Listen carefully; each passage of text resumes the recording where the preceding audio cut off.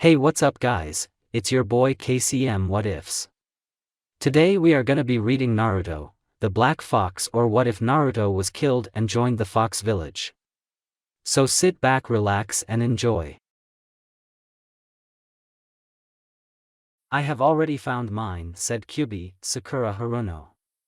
Naruto's eyes widened as he heard those words. And before you ask, Naruto, Sakura agreed to it, said Kyubi. You cannot have any from my clan, stated Haishur. If they agree to it, then they will come, said Citlali as she glared at Haishur Hyuga. If Shikamaru wants to, I will not stand in his way. I will not like it, but I will accept it, said Shikaku. Now we need to go inspect these humans for ourselves, said Hachihai as the demons took off. Naruto didn't bother to stay around to listen to Haishur scream about stuff out of his control. He had to find Sakura. Meanwhile, in the demon world, Sasuke punched a wall as hard as he could, produce a tsunade-like effect on the wall. This is such a fucking stupid idea. Who came up with the idea of waiting 4 fucking years before going to war, yelled Sasuke. It is the code, it was written down at the very foundation of the demon nations, said Bilal. It will give you all time to train and prepare for war. You prepare. There is one more person I need to kill, said Sasuke. I am going to kill Madara Uchiha. Very well, but no killing Naruto or any demon foxes, said Bilal. What of his friends? Asked Sasuke.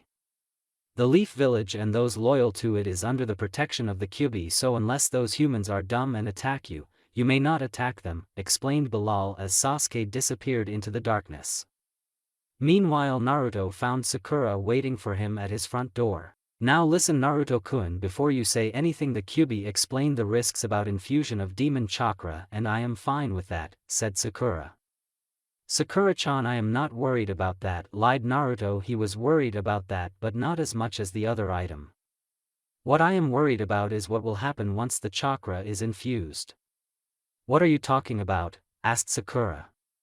You saw how the villagers acted toward you today. Do you want to experience that for yourself? Asked Naruto. Sakura-chan, I don't want you to go though the rest of your life being labeled a demon. What do you think I will be labeled when I am around you, Naruto-kun? Asked Sakura. People will call me a demon bitch because I am with you. At least this way I can help you defeat that SOB Sasuke. Naruto was about to open his mouth to speak when Sakura interrupted him.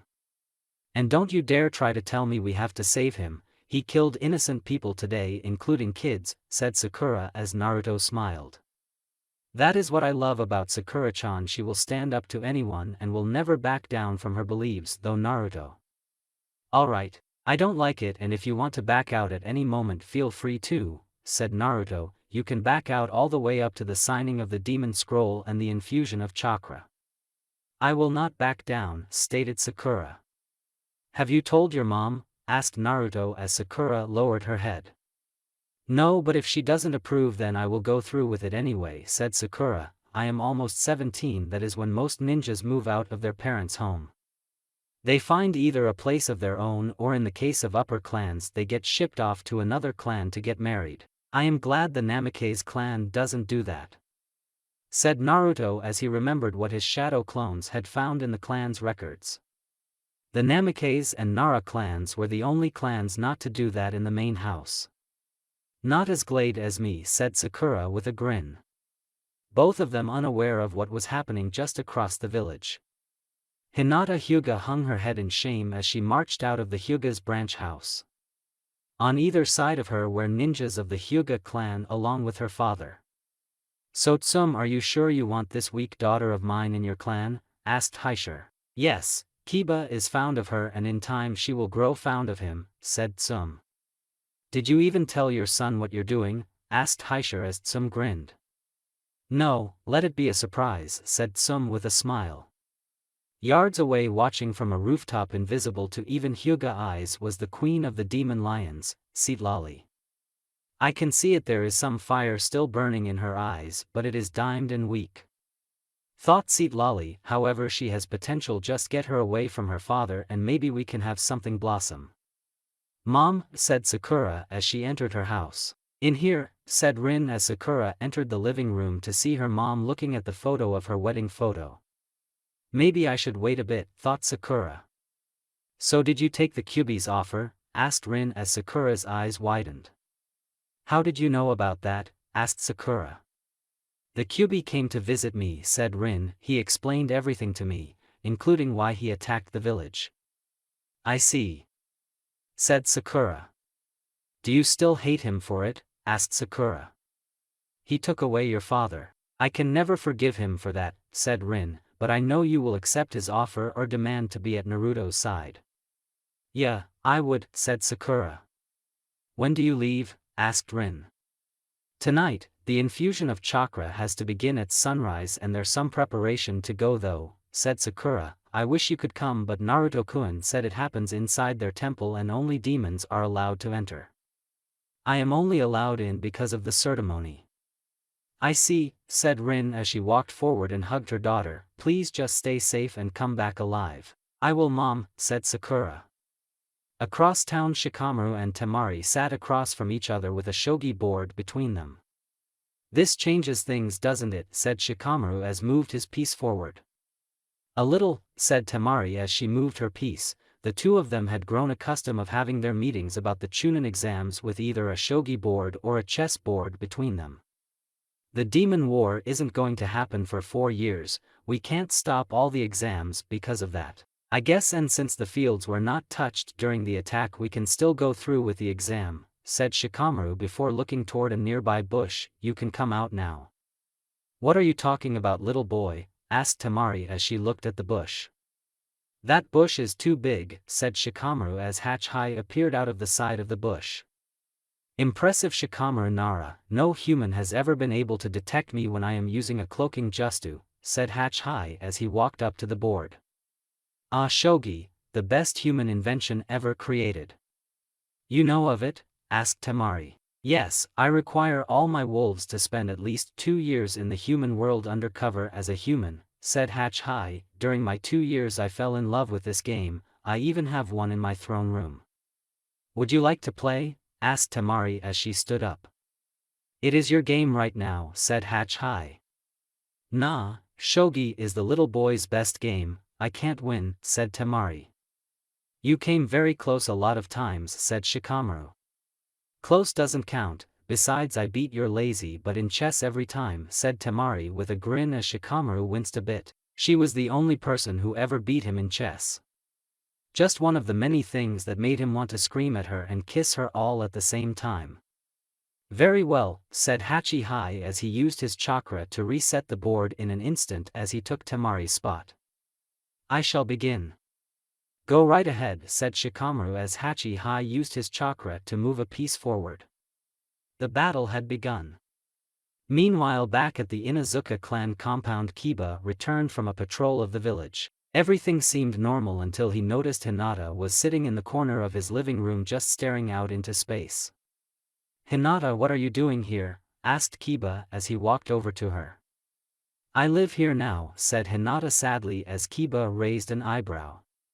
What are you talking about, Hinata? Asked Kiba. Hinata is with us now, son, said Sum Haisher, and I made arrangement for her to come here, and when the traditional age comes you two shall be married. Mom, how could you do this? Asked Kiba. I thought you would be happy about this, said Sum a little confused at her son's actions. I could tell you like her and now you have her. Mom, said Kiba. Yes, I liked her, but I don't want to force her to do anything, most of all love me. Don't worry, son, in time she will love you, said Sum. She has 3 years before she is 19, the traditional age for marriage, and she doesn't really have a choice who she loves. I can't believe you did this, Mom, said Kiba. I did what was best for you and the pack, said Sum. You are the last male of the main pack line. It is your job to have kids and make sure the main pack lives on to lead the rest of the packs. This isn't the way, Mother, said Kiba. Most of your friends in the higher clans are only a year or 2 away from having their marriage arranged for them, said Sum. We just arranged Hinata's a little early. That still doesn't make it right, said Kiba. What is done, now why don't you go make sure all the dogs are fed, ordered Sum. I am so sorry, Hinata, said Kiba as he slowly walked out of the room, followed by Tsum, leaving Hinata alone. However, she wasn't alone. Out of a cloud of dust appeared the lioness demon Lord Seatlali. "Hinata Hyuga," said Seatlali as Hinata looked at her with a blank stare. "I am the demon Lord Seatlali, I am an ally of the Kyuubi. We are looking for humans to become summoners like Naruto Namikaze." "Nah, are you, too?" asked Hinata weakly. "Yes, I have watched you and studied you, and even from that short amount of time I can tell you liked Naruto Namikaze," said Seatlali. "Yes, but he is my cousin, we were never meant to be," said Hinata. "My love is pointless, my life is pointless." "No life is pointless," said Seatlali, "and just because you can be with Naruto doesn't mean your life is over. You are still young and you can be with Naruto as a family member." "Family?" asked Hinata. "My family is nothing like Naruto. Naruto is kind, my family is not like that." "Your family is full of fucking asses," said Seatlali bluntly. "You can change that, you can stand up to them and make a choice for yourself, or you can sit here and sulk in your own pity." "What do you want?" asked Hinata. "For you to come with me and make some choices for yourself. To become the first human to become the summoner of demon lions," stated Seatlali, "to help Naruto defeat an enemy that will kill not only him but every last human along with the demons who stand against them." "Help Naruto?" asked Hinata. "It will help you too," said Seatlali, "more than you can ever imagine. I will reform you into a powerful independent woman who can stand up to anything thrown in her way." "I'll do it, whatever it is," said Hinata. "I am glad, but you must understand this isn't without risks. You may die either from the training or the infusion of demon chakra," said Seatlali. "I have no life here," said Hinata. "Very well, we will leave in the morning, it will give you time to talk to your friends," said Seatlali. "No, now," said Hinata as Seatlali looked at her. "We leave now." "Are you sure you don't want to say goodbye?" asked Seatlali. "Not even to that young man, Kiba?" "No, Kiba will try and stop me," said Hinata. "Better to leave now." "Very well," said Seatlali as chakra saturated the air as Hinata was teleported into the demon world. Across town, Hatch High was in the hardest fight he had in a long time. Shikamaru was giving him a run for his money, and at the moment he was only 3 moves away from losing for the first time in over 600 years. However, there was only option left. He moved one of his pieces over. However, the moment he did, Shikamaru moved a piece of his own before grinning. "I win in one movie," said Shikamaru as Hatch High looked at the piece before lowering his head. The move had speed up his defeat. "I give up, Shikamaru," said Hatch High. "I may have only a single move, and even then it would be pointless. Apart from the human who taught me, you are the first human ever to defeat me." "Well, it wasn't easy," said Shikamaru as he remembered the battle that raged for hours. "You had me against the wall more than a few times. And yet you were able to see the opening and find the weakness in my moves," said Hatch High. "You want me to be a demon summoner like Naruto, don't you?" asked Shikamaru as Hatch High grinned. "Correct. That brain of yours, that is what I need in a summoner," said Hatch High, "but the choice is yours. However, there are risks." Hatch High went on to explain the risks and rewards for becoming a summoner. "I am honored you picked me, but wouldn't someone more experienced like Asuma Sensei or Kakashi be a better choice?" asked Shikamaru. "I have not watched his Asuma, but Kakashi spends too much time looking at human porn," said Hatch High with distaste. "I don't like that in a summoner." "No decent person does likes it, period," said Temari. "Hatch High, I would like some time to think it over," said Shikamaru.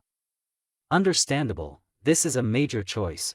You can't make it in a rush," said Hatch High as he touched on of the pieces with his tail. The piece glowed for a moment before an image of a wolf appeared. "When you have made your choice, whether it be yes or no, channel chakra into the stone and I will come." "I will," said Shikamaru as he took the stone in his hand. Hours later, Sakura sat in only a sports bra and shorts waiting. She had left for the demon world and had spent the night in mediation as Katara painted her body holy paint with ancient images and words about the demon foxes. "Does this really help?" asked Sakura as she felt Katara use her tail to paint something across her back. "Not likely, but traditions are traditions," said Katara. "Every newborn demon has to go through what you are about to, but since your bodies are naturally ready to absorb demon chakra, it is no risk to you," said Sakura. "However, humans aren't." "Yeah. Naruto was lucky he got his demon chakra from the Kyuubi when he was sealed within the newborn Naruto, said Katara. Meaning his chakra network was used to demon chakra, and when he got his own free from the Kyuubi it was natural for him, said Sakura. Correct, said Katara, however I believe you will be fine. I guess we will learn in 24 hours, said Sakura. We will, said Katara as a knock came from the door. It's time, said Naruto's voice from the other side of the door as Sakura slowly stood up and walked across the cold stone floor with her bare feet. She opened the door to see a statue of a fox with a scroll in its mouth with 4 pillars around it. Sakura looked at the fox a moment as she stopped in her place. Sakura-chan, if you don't want to do this you don't have to, whispered Naruto in her ear. No, I want to do this, said Sakura as she moved toward the stone fox.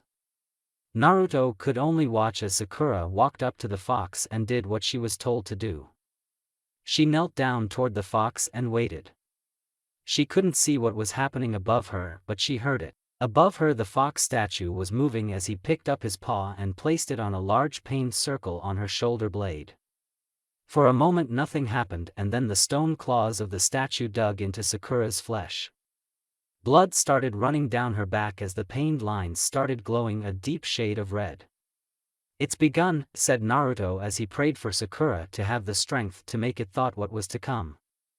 Sakura bit her lip to hold back a scream as a burning sensation started running through her body. It felt as if her body was on fire from the inside out. The burning sensation made her very inside feel like fire, and it was spreading on cell at a time. She closed her eyes in pain as she bit so hard on her lips that blood started coming out. You can let it out, Sakura Haruno, said a voice as she opened her eyes only to see herself in a pure white room. However, she wasn't alone. There before her was an orange fox with a single tail. He looked like the foxes from home, the foxes she had seen in the woods, however his eyes told the tale they were far too much intelligence in those eyes. Who are you? Asked Sakura as she fought back a scream. I am Tokala and I am the first demon fox ever to be, said Tokala. You look like that statue, said Sakura. I am that statue, said Tokala. I am forever sealed within stone, just like the founders of all the other demon races. We are overseers of our people and we give them the power of demons and we decide who is worthy of being a demon. Why are you telling me this? Asked Sakura. Because I am your judge, jury, and if need be executioner, said Tokala. What does that mean? Asked Sakura. I get to decide if you are worthy of having demon chakra in you, said Tokala. So let out that scream, it will be the first of many to come. Sakura couldn't hold it back anymore. She let out possibly the loudest scream she has ever done in her life. On the outside Naruto could only watch as Sakura screamed in pain again and again and again. For hours she kept screaming, and every time she did he wanted to rush forward and hold her, but he couldn't. There was a chakra barrier that surrounded Sakura and the statue. Naruto, it's been 10 hours, said Saito as he appeared beside Naruto. Your point? Asked Naruto. She's still 14 hours before we know anything. You don't have to be here, said Saito. Yes, I do, stated Naruto. Back in the Leaf, Kiba was on the search for Hinata. She hadn't been since in almost 24 hours. At first he thought Hinata had retired to bed instead of going to supper. He had searched all over and still hadn't found her. Finally he had no choice, he had to go to the Hokage. So you have not seen Hinata in how long? Asked Tsunade. Around a day, said Kiba. Well, isn't that normal? Asked Shizune. She does live in the Hyuga estate. Not anymore, said Tsum. It took a day for you to lose her? Asked Haishur Hyuga as he entered the room. What is going on? Asked Tsunade. Some clan trading Lady Hokage that is none of your consignor, said Haishur. One of my ninjas is missing, so what is going on? Yelled Tsunade.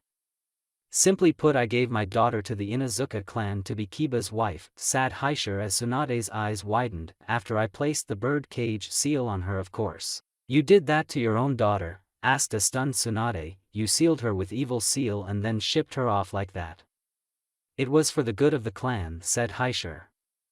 Good of your clan? asked a new voice as Seatlali appeared, or because you're a human snake? What are you doing here? Asked Haishar. I came to inform you that Hinata Hyuga is at this very moment receiving demon chakra, said Seatlali. I told you, you are not to use my clan for your goals, stated Haishar. Like I care about your clan, said Seatlali. Of everyone in this room at the moment only Lady Tsunade and Kiba would the only one still be alive if I had my way. Some Inuzuka is a bitch who makes deals with people with snakes like Haishar. I would only sparing Kiba and Lady Hokage because they didn't know what was going on. When Hinata returns we will talk again. With that Seatlali disappeared into nothingness. Meanwhile in Sakura's mind she had no idea where she was. She knew something was off but she couldn't tell what it was. Her entire body hurt but she couldn't remember what form. What she didn't know was that Tokala had hidden her memories of what was going on because a test wouldn't be a test if she knew what was going on. Where am I? Asked Sakura. Where you belong, said Naruto into her ear. Sakura smiled as she felt his breath on the back of her neck. Suddenly Sakura felt Naruto's lips on her neck as he moved her up to a tree. Once Sakura's back was against a tree as she faced her Naruto-kun. She could see the leaf in the background. Everything seemed perfect as the sun was shining. However, that changed when Naruto started assaulting her lips with his as his arms reached under her legs, lifting her up. Sakura resounded by wrapping her legs around Naruto's lips as suddenly felt her arms above her head. She looked up to see her hands bound to the tree with a pair of handcuffs and a kunai in the link. Naruto-kun, that isn't fair, said Sakura. No it isn't, said Naruto as one of his arms moved up to the zipper on the top of Sakura's cloths. Naruto slowly pulled it halfway down, exposition part of her bra and breasts. She pulled against the bonds to kiss Naruto on the lips with all the love she could. I love you Naruto-kun, said Sakura in between her kisses. However, something told her to open her eyes. When she did, she saw the leaf was no in flames and were in ruins. Naruto-kun, the village, said Sakura. What of that worthless village? Asked Naruto as Sakura looked at Naruto, but it wasn't Naruto anymore, it was Sasuke. His black and white Sharingan glared at Sakura. Sasuke? Asked Sakura as she pushed back against the tree. You seem surprised, Pinky. You believed I was that weakling dead last moron Naruto? Asked Sasuke as he tried to take Sakura's lips again. Are you ready to spawn my new clan? Sakura responded by kicking him hard in the balls. Sasuke was stunned for a moment as he was forced back. That moment was all Sakura needed. She ripped out of her restraints before grabbing the kunai in her hand and quickly stabbed the still stunned Sasuke in the neck. Sasuke fell to the ground in a pool of his own blood. Burn in hell Sasuke, said Sakura as she pulled the zipper back up. Where is Naruto-kun? With that Sakura headed toward the leaf, unaware that Tokala appeared out of the woods.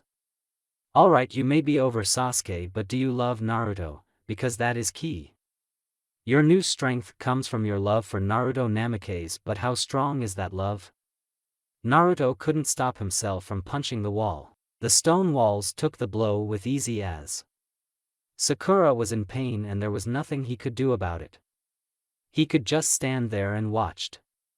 Only a few more hours, Sakura-chan, thought Naruto as he looked at Sakura, who had passed out. Only a scream every once in a while broke the quiet of the night. Later that night, Shikamaru looked at the stone that Hatch-High had given him. For a moment he didn't do anything as he thought back to his talk. Flashback. Are you going to do it? Asked Temari. I am not sure, said Shikamaru. The odds are that I would die when doing this. Forget about the odds, said Temari. Do you want to do this? Yes, said Shikamaru, I think I could be useful. However, asked Temari.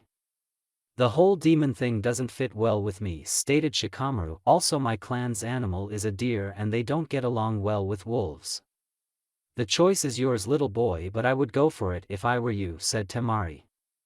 End flashback. Shikamaru channeled Churka into the stone as Hatch-High appeared out of a flash of light. Have you made up your mind? Asked Hatch-High. I have a quick question first, said Shikamaru. Go ahead, said Hatch-High. Well, my clan has strong relationship with deer, said Shikamaru. And you're worried about losing that connection, said Hatch High as Shikamaru nodded his head. I was never as close to the deer as most members of my clan, but, said Shikamaru. You are next in line for the leadership of your clan, said Hatch High as Shikamaru nodded.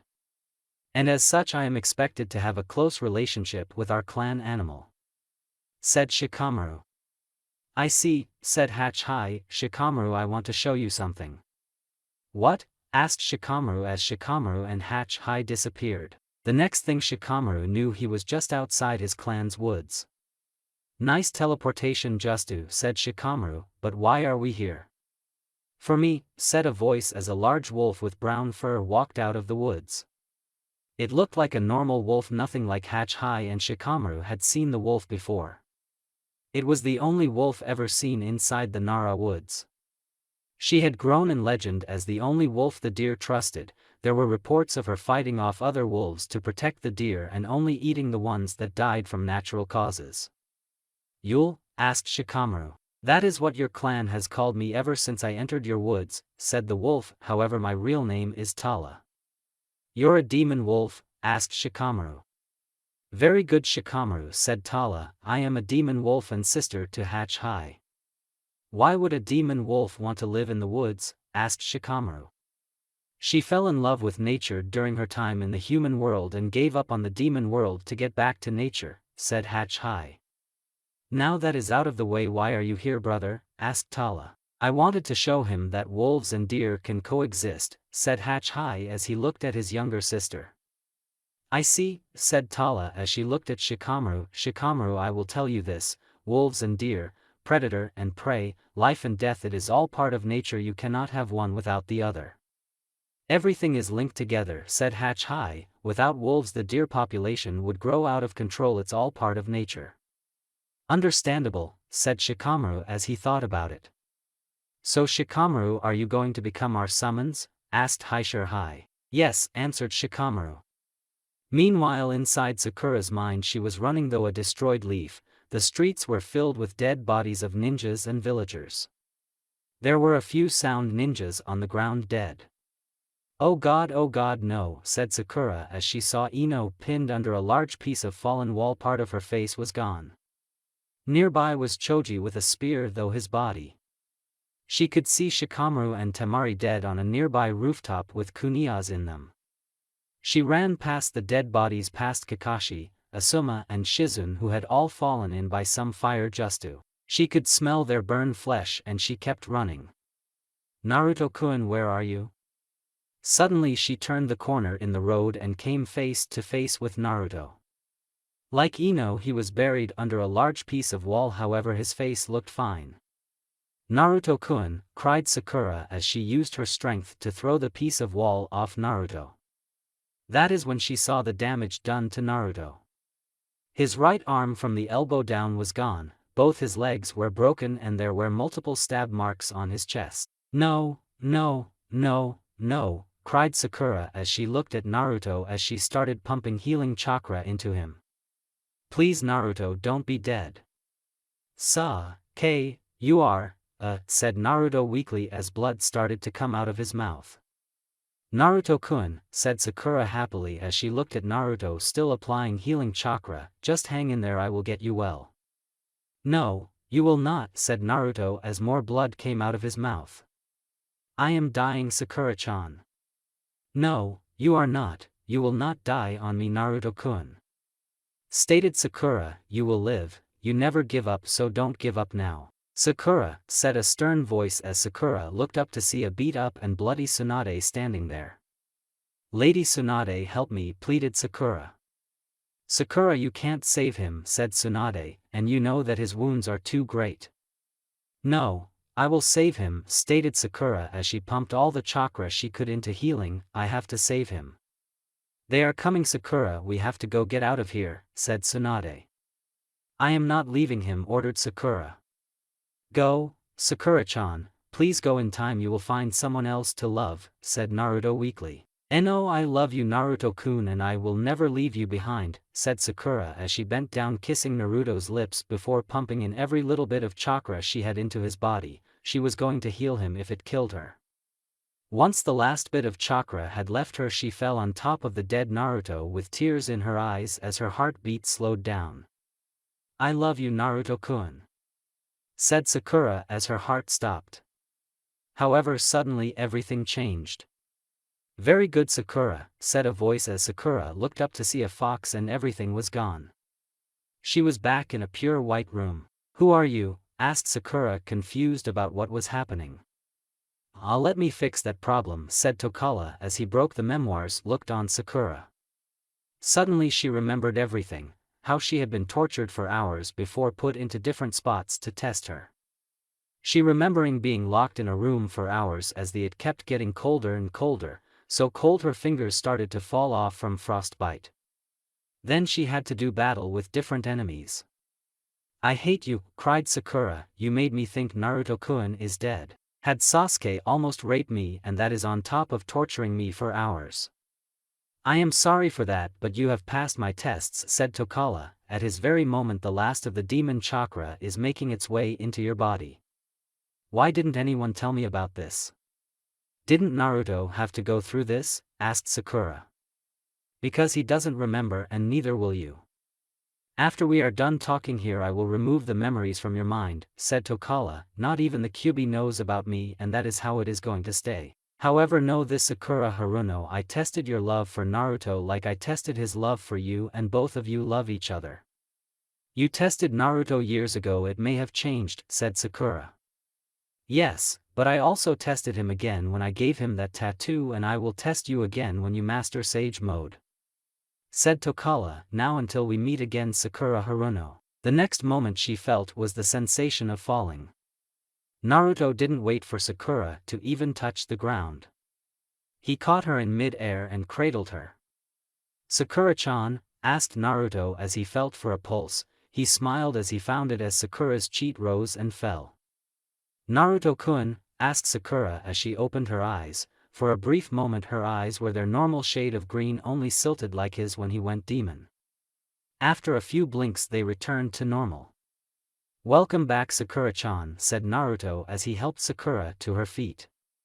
Sakura tried to walk only on fall a bit. Every muscle in her body was sore. "I would take it easy for a while Sakura, you have a whole new chakra network so it takes time to get used to it," said Naruto as he helped her up. "Thanks Naruto," said Sakura, "my entire body feels like I have just been through a training session with Tsunade." "Believe me you'll feel worse after we begin your training," said Naruto. "Do you remember anything about the infusion?" asked Katara as Sakura rubbed her temples, but nothing came to mind. It was as if the entire day was a blank. "No, sorry," said Sakura. Sakura didn't know how long she had been asleep. After getting her normal clothes back on they had gone back to the leaf. However, the moment Sakura arrived in the Namikaze clan compound she passed out from exaltation. When she opened her eyes she still felt like she had run a marathon. "Glad to see you're awake," said a voice as Sakura sat up in the bed. "Mom?" asked Sakura as she looked and saw her mom sitting in a nearby chair. "Yeah," said Rin. "Where am I?" asked Sakura. "Well, Naruto said you passed out after getting home. So instead of carrying you through the streets he let you sleep in bed while sending a clone to get me," explained Rin as Sakura noticed that Naruto had lied her down on the bedroom's bed. "How long?" asked Sakura. "Almost 10 hours," said Rin as Sakura looked out the window. She quickly judged that it was around 6 in the evening. "Even after that I still feel like sleeping," said Sakura with a yawn. "Naruto slept 2 days straight after his infusion of demon chakra," reported Katara as she appeared beside Rin. "I am surprised you are able to move around at all." "I don't think I can move that much," said Sakura as she moved some of her hair behind her ear only to pause for a moment. "What is it?" asked Rin as Sakura felt the side of her head. "My scar is gone," said Sakura as Rin raised an eyebrow. "How is that possible?" asked Rin. "What are you two talking about?" asked Katara. When Sakura was a kid she fell off a swing at the park and had to get stitches on the side of her head and it left a scar, explained Rin. But now it's gone, said Sakura as Katara started laughing. Ah, that is easy to explain, you know have the same healing ability as Naruto, said Katara, the chakra is healing your body of all injuries including the old injuries. She is right, Naruto-kun doesn't have a scar on him apart from his birthmarks though, Sakura. Yeah, but now we can make fun at Ino on all the money she spends on skincare and scar removal, said inner Sakura, and we now can do that naturally. Where is Naruto-kun? Asked Sakura. Talking to Lady Tsunade in the other room, explained Rin. Apparently some villagers heard that Naruto was a Namikaze and now they are asking questions to the council. The council, namely Haishur, wants Naruto to come out as a Namikaze. I thought Haishur hates Naruto. Why would he want the villagers to know that Naruto is the son of the village hero? Asked Sakura. Politics, it's always politics, said Rin. See, the Namikaze clan wasn't really known for being that friendly toward people. They seemed cold and uncaring. Seemed? Asked Sakura, surprised that Naruto's clan could be cold to the poor and needy. The Namikaze clan didn't broadcast the good works they did like the Hyuga or Uchiha clan did, said Rin. Tell me, what is the symbol on the side of the main village soup kitchen? The Hyuga, said Sakura as she remembered the huge Hyuga clan symbol over the door. Well, the Namikaze clan didn't do that, they didn't put their symbols on the low-incoming housing, the apartment complexes they run for the poor at reduced prices, or the low-interest loans they did, said Rin, and even though they did more than all the clans combined it isn't well known. And Haishur is going to play up the fact that Naruto-kun comes from what the public feels is a cold, heartless clan? Asked Sakura. More than likely, said Rin as Sakura rubbed her eyes. I hate politics, stated Sakura. Meanwhile in the living room Naruto sat rubbing his temples as he listened to Tsunade. Tell me why I have to do this? Asked Naruto. Naruto, the truth is out. It doesn't take someone like Shikamaru to notice that the lights are back on at the Namikaze estate, said Tsunade, and combined with the fact that everyone heard the death god call you Naruto Namikaze doesn't help. It's just I don't want an angry mob at my door, said Naruto, and I don't want them after Sakura-chan. I understand, Naruto, but you can't hide this one, said Tsunade. I guess I always knew I couldn't hide it, but I really wanted to, said Naruto as he rubbed his temples. What do I have to look forward to? Haishur is a master of getting the mob to follow him, said Tsunade as she remembered the speaks Haishur gave in the council room for key issues. The villagers love to listen to him. They see him as their defender, their voice on the council. The Hyuga clan, the voice of the poor. What a crock, said Naruto. They are the public voices saying how they should help the poor, and then behind the scene they stop the very thing they promote, said Tsunade. The Hyuga clan are masters of politics and Haishur is the best they have. He will attack you for bring war to the leaf on top of calling you a demon. And the crowd will love it, said Naruto. Sadly yes, said Tsunade. When do they want me? Asked Naruto. Within the hour, said Tsunade. Then I'd better prepare myself to take down the master politician, said Naruto.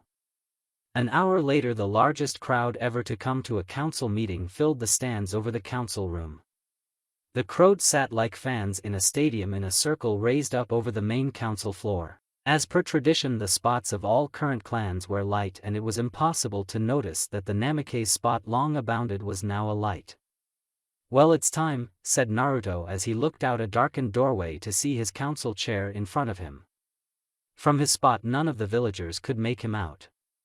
He could make out his friends near the middle of a row, most of all he saw Sakura among them. Don't worry Naruto, said Katara, do you want me to go human form? It would maybe make the villagers more at ease. It will not matter. It will just look like we have something to hide, said Naruto as a loud bell sounded. Now it's time, said Naruto as he walked out of the hallway along with the other council members, each from their own hallway. The moment Naruto entered the hall he was met by boos and a few people actually tried to throw things at him. Luckily Tsunade had placed chakra seal over the top between the council floor and the crowd. It simply bounced off. Demon, yelled a villager right behind Sakura as she just sat there along with their other friends. You deserve to die. It is so hard not to punch their lights out, but Naruto-kun asked me not to, thought Sakura as she fought the need not to punch these idiots. You seem popular, Naruto, said Katara. Yeah, said Naruto as he took his seat as the villages kept yelling. Order, there will be order, yelled Haishir as he hit the gavel as the villagers sat down. Let this meeting of the Council of Clans of the Hidden Leaf be called to order. Haishir quickly read down the list of clan members until he reached the Namikaze clan. Namikaze? Asked Haishir. Naruto Namikaze, son of Minato Namikaze, here for the Namikaze clan, said Naruto as he repeated the formal way to introduce himself to the council. You're a demon, not a Namikaze, yelled a villager from the crowd as Haishir smiled. Sadly, he is a Namikaze, stated Haishir before moving on to the other council members. Now Haishir, why have you called this meeting? Asked Asuma. We are here to carry out Article 34 Part 1 of the founding documents of the Hidden Leaf, said Haishir with a grin as everyone but Naruto looked confused. What is that? Asked Inoichi. It is the law saying that if a clan goes against the standards of morality of the leaf, then they can be banned from the village for all time by a simple majority vote, said Naruto as he looked at Haishir. You have been reading, demon, said Haishir. Yes, it will strip the clan of all wealth and all power at the moment they are voted to be immoral. Ya, get rid of the demon, yelled another villager. That son of a bitch, Haishir, growled Sakura. Now listen to me, council members and noble villagers of the Hidden Leaf. This demon hiding behind the mask of a clan is immoral and shameful, said Haishir. He has brought war to us, a war between demons. A war we may lose. A war Naruto-kun had nothing to do with in bring here, though Sakura. He is a Namikaze, the most shamed clan in the history of the village. They do nothing to help the poor of the village, stated Haishir. They in fact hurt the poor by keeping their money to themselves. They are a clan that has brought a demon into our noble halls. So council members and fellow villagers, I hereby request a vote to remove this demon from our halls. Haishir, tell are all you are going to do is bash me and my clan? Asked Naruto. I am here to prove your immorality, said Haishir as he played for the crowd. Immoral? Asked Naruto. You would call me immoral? I know you're immoral. You bring war to our door, bring a demon into our council chamber on top of yourself, stated Haishir, and here you sit acting like a man of the people with your whore of girlfriend to show her off to the common man by faking a love with one of the lower clans. Sakura's fist tightened as she wanted to punch Haishir across the face and beat him into a pulp. All the while the crowd above them clapped. Listen, Haishir, I don't care about you attacking me or my clan, but leave Sakura-chan alone, stated Naruto as a few of the villagers turned and looked at her. You have no idea what I can do. Threatening me, are you? Asked Haishir as he stood his ground as the people clapped for him. Are you going to attacking me, you demon? No, laughed Naruto, you're not worth demon chakra, uncle. The moment Naruto said the word uncle, a silence filled the room. As the blood disappeared from Haishi's face. He wanted to have no links to the Namikaze clan. So what if I was married to your father's sister? She was the only one of the Namikaze clan to show a true kind and caring heart, said Haishir. She had to be kind, to keep coming back to you after you beat her, said Naruto as he pulled a file out and threw the file open. There were dozens of pictures of his aunt, Haishi's wife, with burrs on her body and a body lip. The villagers' eyes widened as they looked at the photos, and more than a few started talking to their neighbors about what Haishir did to his wife. These are faked. I loved my wife, stated Haishir as he looked at the crowd. More than a few looked concerned. If you want, I have the police reports from the Uchiha clan about the attacks you did to her, stated Naruto as he glared at Haishir. She may have dropped the charges, but the report stayed. You demon, snapped Haishir, how dare you shame me like this? I think you shamed yourself the moment you became a wife beater, said Naruto as he pulled yet another file. Now I may not be an accountant, but according to the files you handed over to the Leaf Bank about your income shows that while your clan helped the poor, you were stealing at them by feeding them rotten and soiled food at your soup kitchen just to save money. How could you know this? Snapped Haishir. You should pay closer attention to where to bank, Haishir. The Leaf Village Bank was founded by my clan. Just like all the other food banks and low-income housing all founded and funded by the Namikaze clan from behind the scenes, said Naruto as Haishi's eyes widened. Tell me Haisher, I am shameless and immoral for have the Kyuubi sealed within me from birth for years, and when someone else, another demon summoner named Sasuke Uchiha, attacked me and the clash of summoners means war by the code, then what are you? If I go because I broke the moral values of the leaf, then so must your clan and all its members for doing the same, so I Naruto Namikaze hereby add to Haisher Hyuga's request to remove my clan by saying that these actions done by the Hyuga clan far surpasses any actions done by my clan and that our clans should share the same fate. Haisher glared at Naruto. You can't do this to me, whispered Haisher. Just watch me, unlike you I can go to the demon world and be fine, but Haisher, how well do you think you and your rich stuck-up clan do on the streets with no money? How long will you last on the streets? Whispered Naruto back. Now it's your choice, take me down and you go down too. Or you can pull back and sleep in your bed tonight. I hereby withdraw my request to banish the Namikaze clan from the village, said Haisher as he glared at Naruto. And I hereby withdraw my request to banish the Hyuga clan from the village, said Naruto. Now I believe we are done here, said Asuma. Yes, this meeting of the clans is over, said Haisher. Haisher, try anything like that again and I will personally make sure your clan with Surfer, and if you should go after Sakura-chan, nothing in this world or the demon world will protect you from my wraith, said Naruto to Haisher so that no one could hear it. With that Naruto turned and walked out of the room. He decided to walk out of the building using one of the many side doors. This helped him to avoid the angry mob that he knew would be gathering. He walked toward his house only to find Sakura waiting for him. Nice job Naruto-kun, said Sakura with a smile. Thanks, said Naruto.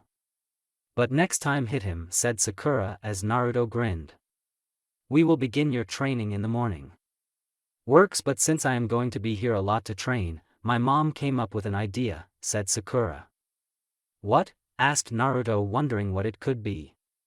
Why don't I move here, said Sakura with a grin as Naruto's eyes widened. You have a lot of side buildings and a lot of rooms in your house. Are you sure? Asked Naruto. His answer came when Sakura pulled him into a kiss. Yes, said Sakura as she opened the door to the Namikaze compound. And I already have a key. How? Asked Naruto. You left it on the table one day, said Sakura as she led Naruto into the compound. Just a second Sakura-chan, said Naruto as they stopped just outside the door. Don't worry Naruto-kun, I didn't want to go all the way yet, it's just a little too soon for both of us, but there is no law against making out, said Sakura with a wink. Yeah, but one thing first, said Naruto as he bit his thumb and ran no hand signs. He slammed the ground as a dozen two-tailed foxes appeared. Naruto, what can the royal guard in training do for you? Asked one of the foxes. The villagers may try to get to me, so watch over the compound and make sure they don't get in, said Naruto as the fox looked at him and then Sakura. Ah, I see, said the fox with a wink, we will make sure they don't, both you and your mate. Thanks, and don't kill any of the villagers, said Naruto, they are idiots but they don't need to die. Very well, said the fox as they ran off to different parts of the compound. Now where were we? Purred Sakura as she yanked Naruto toward her. Ah, yeah, here. With that Sakura began kissing him with force as Naruto ran his hand through her hair. Meanwhile his other hand opened his front door as the two of them entered the living room. Naruto used his foot to close the door behind him as Sakura and him kissed their way across the living room. Sakura pulled back for a moment as she sat on the arm of the couch. Naruto watched as she removed her boots and her leaf headband.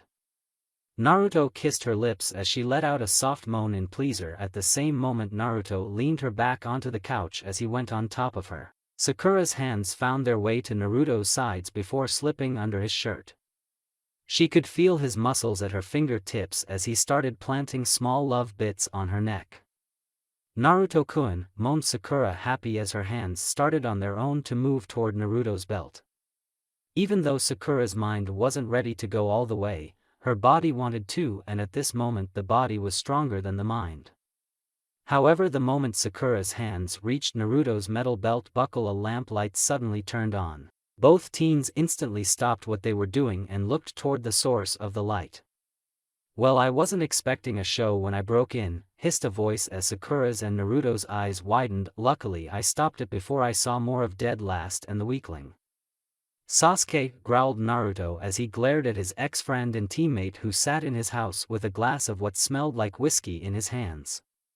"Sasuke," growled Naruto as he glared at his ex-friend and teammate who sat in his house with a glass of what smelled like whiskey in his hands. Naruto reached for his weapons only to have Sasuke laugh. "Don't even try to kill me," stated Sasuke. "You can't kill me because of the code, just like I can't kill you because of the code. However, Sakura is free game." "I don't think so," said Sakura as her eyes turned red and slits as Sasuke grinned. "Ah, so they chose the little crybaby to have a demon summons," said Sasuke. "This war will be over before I thought." "Why are you here?" asked Naruto. "Well, apart from interrupting you two, I came with a proposition," said Sasuke. "You want to destroy the Akatsuki and I want to kill the leader of the Akatsuki, Madara Uchiha." "And you want to work together?" asked Sakura. "The enemy of my enemy is my friend," said Sasuke. "Besides, at the moment we can't kill each other, so we can somewhat trust each other." "I wouldn't trust you under any means," stated Sakura. "You don't have to trust me. The code which I have to follow says I can't kill you until the time comes, and that is in 4 years, stated Sasuke as he finished his drink. "Now if you change your mind, meet me. There is an abandoned Uchiha stronghold located to the southwest of the village in 3 days. With that, Sasuke disappeared into nothingness. "Well, that is a mood killer," said Sakura as suddenly yelling came from outside the door. "Demon child," yelled the villagers from the other side of the wall. "Sounds like the angry mob has shown up," stated Naruto sadly. "Just ignore those idiots, Naruto-kun," said Sakura as she kissed him again. Meanwhile, in the demon world, Hinata sat in her new home. However, this time it was a home of her own choosing. "Here is where you will be staying," said Citlali. "Thank you for everything," said Hinata. "I don't know how I would repay you." "Do not worry about that," said Citlali, "but are sure you want to stay here? I am sure Naruto can train you back in the leaf and I can stop by every once in a while to help you." "No," said Hinata, "I can learn better here without having to deal with my family and the others." "I see," said Citlali. "However, if you should change your mind, then you're free to go home." "I understand. Where do we begin?" asked Hinata. "First you get a good night's sleep, and then in the morning we will build up your physical strength to levels you never dreamed possible," said Citlali. "I hate to ask you for something else," said Hinata. "What is it?" asked Citlali. "I need some extra cloths," said Hinata as Citlali laughed.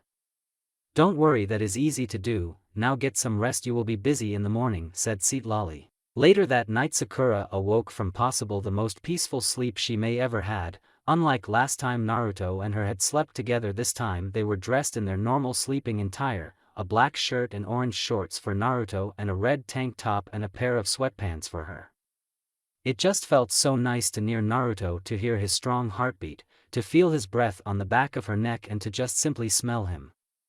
She slowly sat up and removed Naruto's arm from around her waist. After going to the bathroom, she headed back to the bedroom. For a moment she just stood in the doorway and looked at Naruto as he slept. He just looked so beautiful, so innocent and so hot all at the same time. "I love you, Naruto-kun," said Sakura to a sleeping Naruto as she retook her spot on the bed. Instantly Naruto moved toward her, wrapping her in his arms just like before. Sakura placed her hands over his before moving closer to Naruto. Sakura smiled just as widened as Naruto as she fell back asleep. The moment they fell asleep, lights started to appear from under the door frame. It lasted only a second or two before disappearing, leaving none the whisper to what was happening inside the Namikaze house. The sun was coming up over Fire Country on what promised to be a beautiful July day, but already things were moving. Sakura was putting on her shoes while she heard the sound of running water in the background, from Naruto's morning shower. Suddenly the water turned off, and after a few moments Naruto came out. He may have been clothed, but he was far from dry. The water stuck to his body, giving the look at a male version of a wet t-shirt contest. "I can't wait to pounce on him," said inner Sakura as she licked her lips, hungry as she looked at those muscles. Outer Sakura only grinned as she looked at Naruto. What? Asked Naruto as he saw the look on Sakura's face. Nothing, said Sakura, he is so cute when he is confused. So what are we going to do today? Asked Sakura. We are going to train like you never trained before, answered Naruto as he headed out the door with Sakura right behind him. Okay, what is first? Asked Sakura as she stretched. A game, said Naruto as Sakura raised an eyebrow. A game? Asked Sakura. Yeah, catch me if you can, answered Naruto as he jumped onto the roof of his house before taking off over the village. Meanwhile, outside the village near the Nara clan forest, Shikamaru and Hatch-High appeared. What are we doing back here? Asked Shikamaru. Sadly, Shikamaru, I will be unable to train you on a day-to-day basis because I, like the other demon lords, will be raising our armies and preparing for war. Explained Hatch-High, so my sister will take over your training. Why do you drag me into your war, brother? Answered Tala as she walked out the woods. Because it is a war we all must wage, answered Hatch-High. Fine, I'll teach the boy, answered Tala. For your first training you will run around the entire forest 5 times. That is over 150 miles, said Shikamaru as he added. At least he is good when it comes to brains, answered Tala. Now go. Troublesome, answered Shikamaru as he started running. Meanwhile, in the demon world, Hinata was running back and forth between 2 stone lions over 100 yards apart at full speed. She had to touch the base of each before going to the next. Very good, Hinata, said Seatlali. Lions are not long-distance runners like wolves and foxes, we are sprinters. We sneak in close unseen and then strike with quick burst of speed. I understand, said Hinata as she kept running as fast as she could. Now give it more speed, yelled Seatlali. This sucks, said Sakura as she kept running. Naruto had lead her on a game of chase over the rooftops of the village as he dodged and weaved, with Sakura always steeps behind. Finally they jumped over the wall and entered the woods on the other side of the wall. Training always sucks at the beginning, stated Naruto as he kept running. For the first 3 months all I did under the Kyuubi was run and work on building up strength. And it paid off big time, said inner Sakura as she licked her lips just remembering what was under Naruto's shirt. And the chase thing? Asked Sakura. Dodging and weaving, answered Naruto before laughing as he came to a stop. And it is fun. What training can't be fun? Well, Lady Tsunade's idea of a fun game was a game of dodgeball, said Sakura. Flashback. You want to be my student, right? Asked Lady Tsunade to the 12-year-old Sakura Haruno. Yes, said Sakura. Alright, the first thing we have to teach you is how to dodge, stated Tsunade as she unrolled a large scroll.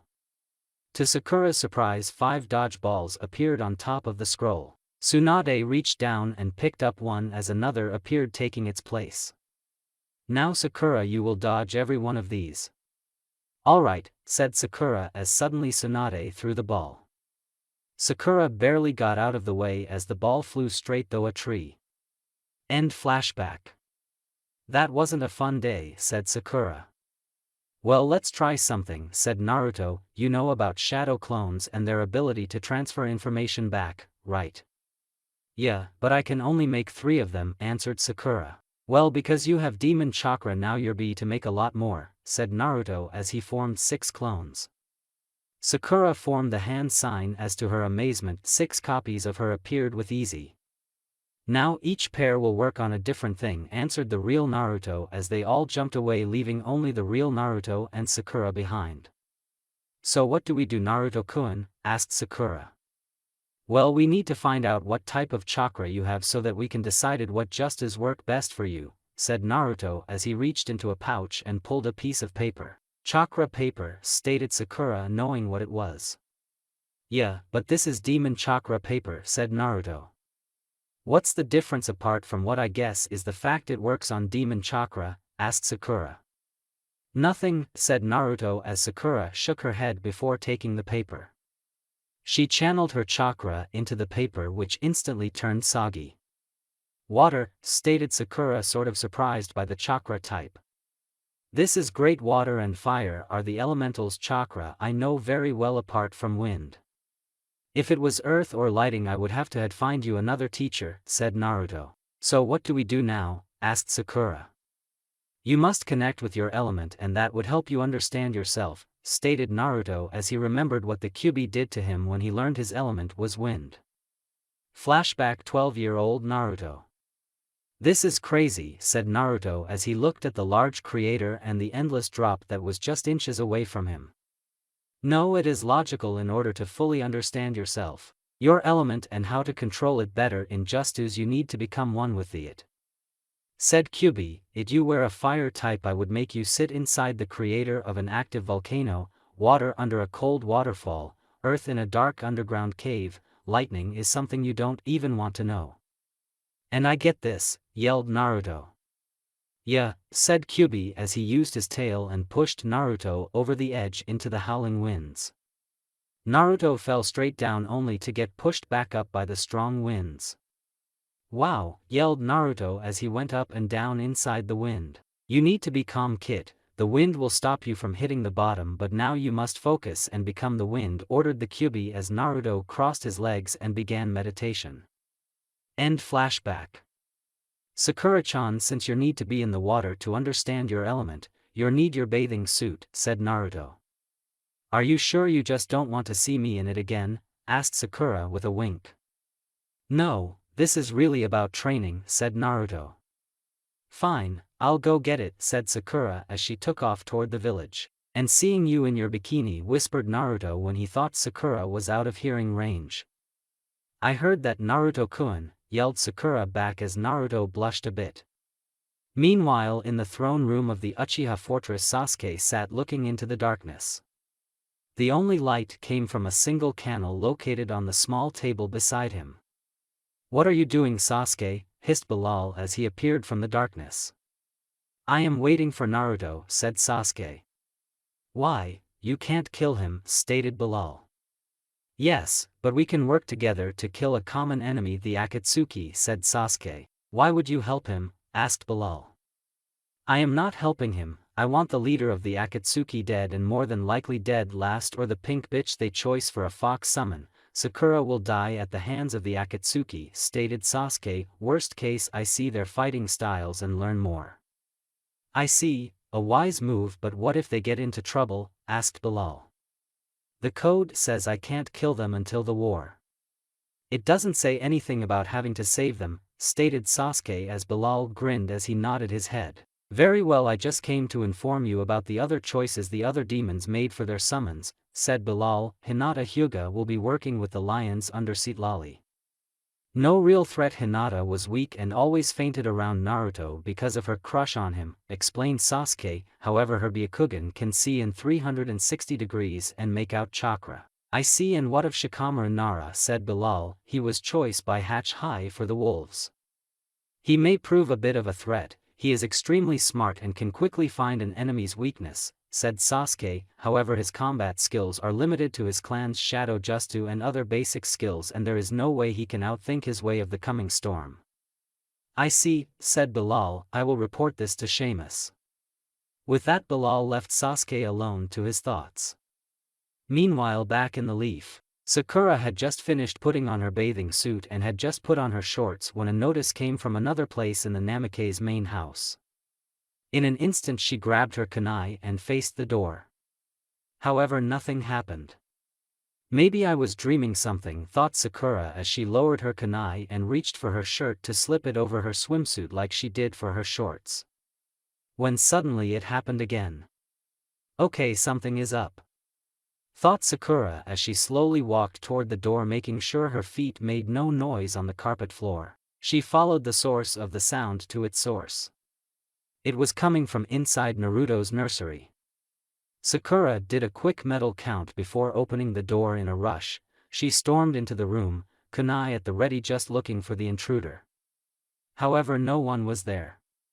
Okay, what is going on? Said Sakura aloud as she lowered her weapon and started studying the room. Everything seemed in its place until she noticed that the bear that Naruto had held had moved. Sakura had placed it on back right of the crib and it was now on the back left. Also, the window was slightly opened, letting the warm late spring early summer air in. Is something wrong, Lady Sakura? Asked a demon fox guard, one that Naruto had summoned the night before appeared in the doorway behind her. Did anyone get in here? Asked Sakura. No, we had this place on lockdown, only you and Naruto may enter, stated the guard. Why? It's probably nothing, said Sakura as she closed the window. Very well, said the guard as he left. Sakura took a quick look around the room one more time before closing it. However, as she was closing it, she saw something. In the corner of her eye she saw a dark figure standing in the room. Instantly she threw the door open again only to find nothing. Okay. Either someone broke into the house by getting past demon foxes, or I need to get some water in me because of some hallucination brought on from dehydration, thought Sakura to herself as she closed the door one more time. Yeah, it must be it, said inner Sakura. I better get a drink before I head back to Naruto-kun for some training, said Sakura as she headed toward the kitchen. Naruto, said a voice coming from Naruto's nursery, caused Sakura stopped in her tracks again. Make that a lot of water, stated inner Sakura. It had been over 2 hours and yet Sakura had not moved that much. She was sitting on a flat rock under a small waterfall, letting the water just flow down her body. She was freezing from the water, but yet she stayed there.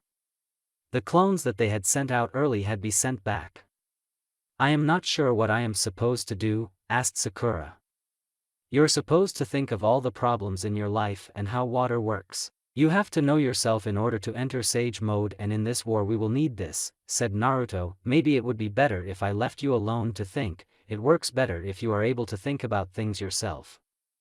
But how will I know when I have done it? Asked Sakura as Naruto grinned.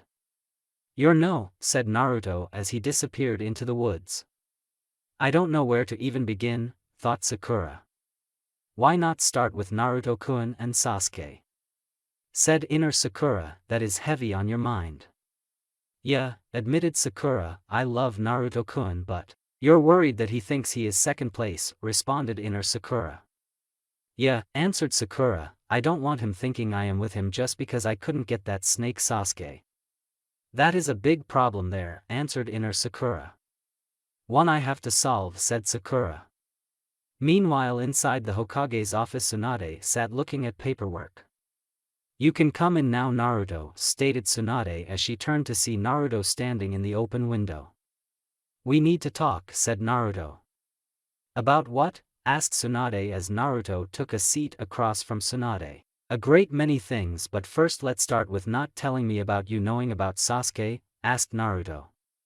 Ah, you heard, said Tsunade as she placed her pen down. Yeah, from Sasuke himself, said Naruto. Why didn't you tell me you knew where he was? I had my reasons, Naruto, said Tsunade. Like what? Asked Naruto. Well, the fact you were not ready to face him, said Tsunade as Naruto glared at her. Not ready? I killed members of the Akatsuki and I wasn't ready, asked Naruto. Naruto, you're good. You're likely the strongest ninja in this village by far, but the simple fact is that you have not been on many missions, said Tsunade. Your point? Asked Naruto. So what if I haven't escorted a caravan or gotten a cat out of a tree for the 100th time? Missions are more than just a completion mark in your records, said Tsunade. Each mission helps you, puts you into different situations. It allows you to gain a sense of what the enemy will do, and that is nothing you can learn on a training field. Besides, it wouldn't have mattered Sasuke had demon snake chakra already. I guess, said Naruto, I just don't like things being hidden from me. Understandable, said Tsunade as she paused for a moment. Naruto, there is another thing I need to tell you. Out in the woods, Shikamaru sat down after finishing his run. His muscles screamed in pain as he applied a massage justu to his cafe muscles. Interesting justu, said Tala as she walked up. I don't believe I ever seen anyone from your clan use that justu. It isn't a clan justu, said Shikamaru. Then where did you get it? Asked Tala. Ah, Temari taught me, said Shikamaru. Flashback. Damn, this hurts, said Shikamaru as he and a team of sand ninjas crossed the desert heading toward the sand village. You're kidding, right, little boy? Asked Temari as she shook her head. Didn't you keep drinking your water? Yeah, But it's over 100 degrees and at that level you have to drink. Save me the math, little boy, I already know it, said Temari as her hand became covered with chakra. Now stand still. Shikamaru did what he was told as Temari bent down and placed her hand on Shikamaru cafe muscle. Instantly the cramp in his leg went away. I didn't know you were a medical ninja, asked Shikamaru. I am not, but muscle cramps due to lack of water is common out here, so it is mandatory for all sand ninjas to know this jutsu before they level school, explained Temari as she pulled away. Once we get to the sand I'll teach it to you.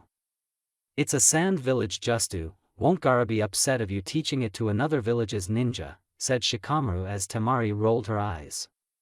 First, it isn't like I am telling you how to make our war puppets. It's a simple medical jutsu that ever genin knows, said Temari. Second, you come to the sand so much on Hokage business that is only natural for you to learn it, so that this doesn't happen again. Understandable, said Shikamaru. And of course the biggest reason why it will not be a problem for you to know the jutsu is because the fact we stole it from the Leaf Village over 20 years ago, said Temari. End flashback. Ah, so a female bitch taught you, asked Tala as Shikamaru glared at her. Temari is not a bitch, stated Shikamaru with such force that Tala was taken aback by Shikamaru's defense of the sand kunoichi. Why are you so upset? Asked Tala, confused why Shikamaru was upset. You called Temari as bitch, stated Shikamaru. Yeah, so bitch is a term for female wolves, said Tala as Shikamaru blinked. Ah, I remember now, bitch is a bad word for females in the human world.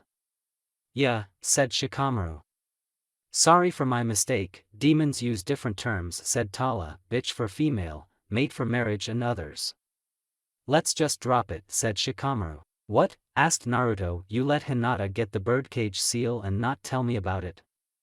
Naruto, I didn't even know about it until it was over, said Tsunade. Besides Naruto, there was nothing you could do. The Hyuga clan can do what they want. No matter how much you or I would want to stop it, we couldn't. That isn't right what they are doing to their own family members, said Naruto. No it isn't, said Tsunade.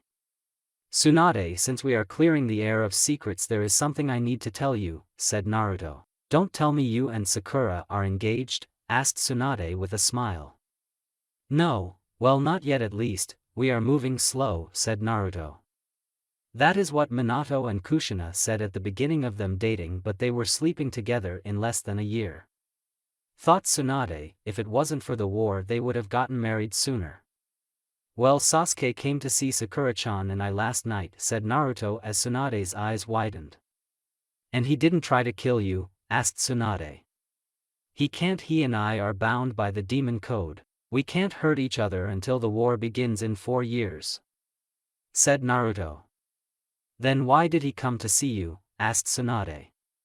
He wants me to help him kill the Akatsuki, said Naruto. Right now the Akatsuki is the last thing on my mind, said Tsunade. It shouldn't be, said Naruto, they are a third element that could throw off the war and mess with what we are trying to do. And you want to go after them? Asked Tsunade. Yeah, I do, but Sakura-chan doesn't, said Naruto. I can understand why she doesn't want to, said Tsunade, however if you should decide to go I will approve the mission. The problem will be convincing Sakura to go along with my idea, said Naruto as he stood up and headed toward the window. Good luck with that, Naruto, said Tsunade as he disappeared. Namikaze's man, they seem to be attracted to strong independent-minded woman, thought Tsunade as she remembered how strong-willed Kushina was. Meanwhile on a large lake the three-tailed demon turtle lied in defeat as 2 clay birds carried it across the water toward a large river which would let them bring them to their base. Toby, yelled Deidara as the master of clay stood on top of one of the birds looking back at his younger teammate who lied on the stomach of the demon turret. Toby. However, Toby refused to move, all he did was lie there. That son of a bitch is sleeping, yelled Deidara as me made a clay spider. While this will wake him. Deidara quickly sent the spider flying toward Toby. The moment it got near him it exploded. Causing Toby to jump to his feet, he quickly looked around. What was that for? Asked Toby.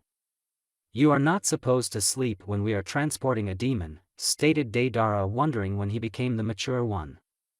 I wasn't sleeping, I was just thinking very hard, stated Toby. You're right, said Deidara as he rolled his eyes. And what is that smell? Asked Toby. It's called a stink bomb, Toby, stated Deidara. Now stay awake or I will make you pay. Fine, fine, but can we stop at the nearest place for food? Asked Toby as Deidara glared at him. Sakura stood over the oven at the Namikaze's main house. Hours had passed and she felt that she had done nothing. She had sat in mediation and yet she felt horrible about herself.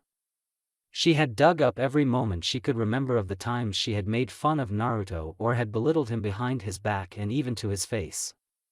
She had come to only one conclusion: Naruto was right when he said he wasn't good for her. However, he had it backyard, she wasn't good for him. Is something wrong, Sakura-chan? Asked Naruto as he saw the look on Sakura's face. Yeah, I shouldn't be here, said Sakura. What do you mean? Asked Naruto. I was thinking today about us, said Sakura, and I know I don't belong here. You are too good for me, Naruto. I was horrible to you as a kid, you need someone who treat you right. I am hot-headed and too fast to use my fist. I treated no better than crap when we were kids. To Sakura's amazement, Naruto actually broke out laughing. Why are you laughing? I am breaking up with you, asked Sakura. Sorry, it is just funny that we have gone from me thinking I wasn't good for you to you thinking you're not good for me, said Naruto. So Sakura-chan, let me say this, I forgive you for those actions when we were kids. Also, to borrow some words from you, let me decide who I want to be with. He is right, said inner Sakura. Besides, that so-called hot-headedness just shows your independent attitude, which is one of the many reasons why I love you, stated Naruto as he wrapped his arms around Sakura. The moment Naruto wrapped his arms around her, her body instantly relaxed as she leaned back into Naruto's arms. Sakura never understood why or how just being in Naruto's arms could have such an effect on her, but she didn't care. I love you, Naruto-kun, said Sakura as Naruto smiled. He loved Sakura for her independent streak, her fire, her determination, her loyalty, but also gentleness and caring. At the moment, she was showing her gentleness and kindness was on full display as she closed her eyes and smiled inside Naruto's arms. Neither of them knew how long they had been in that position. However, the sound of water boiling over and spilling onto the top of the hot oven snapped them out of their little heaven.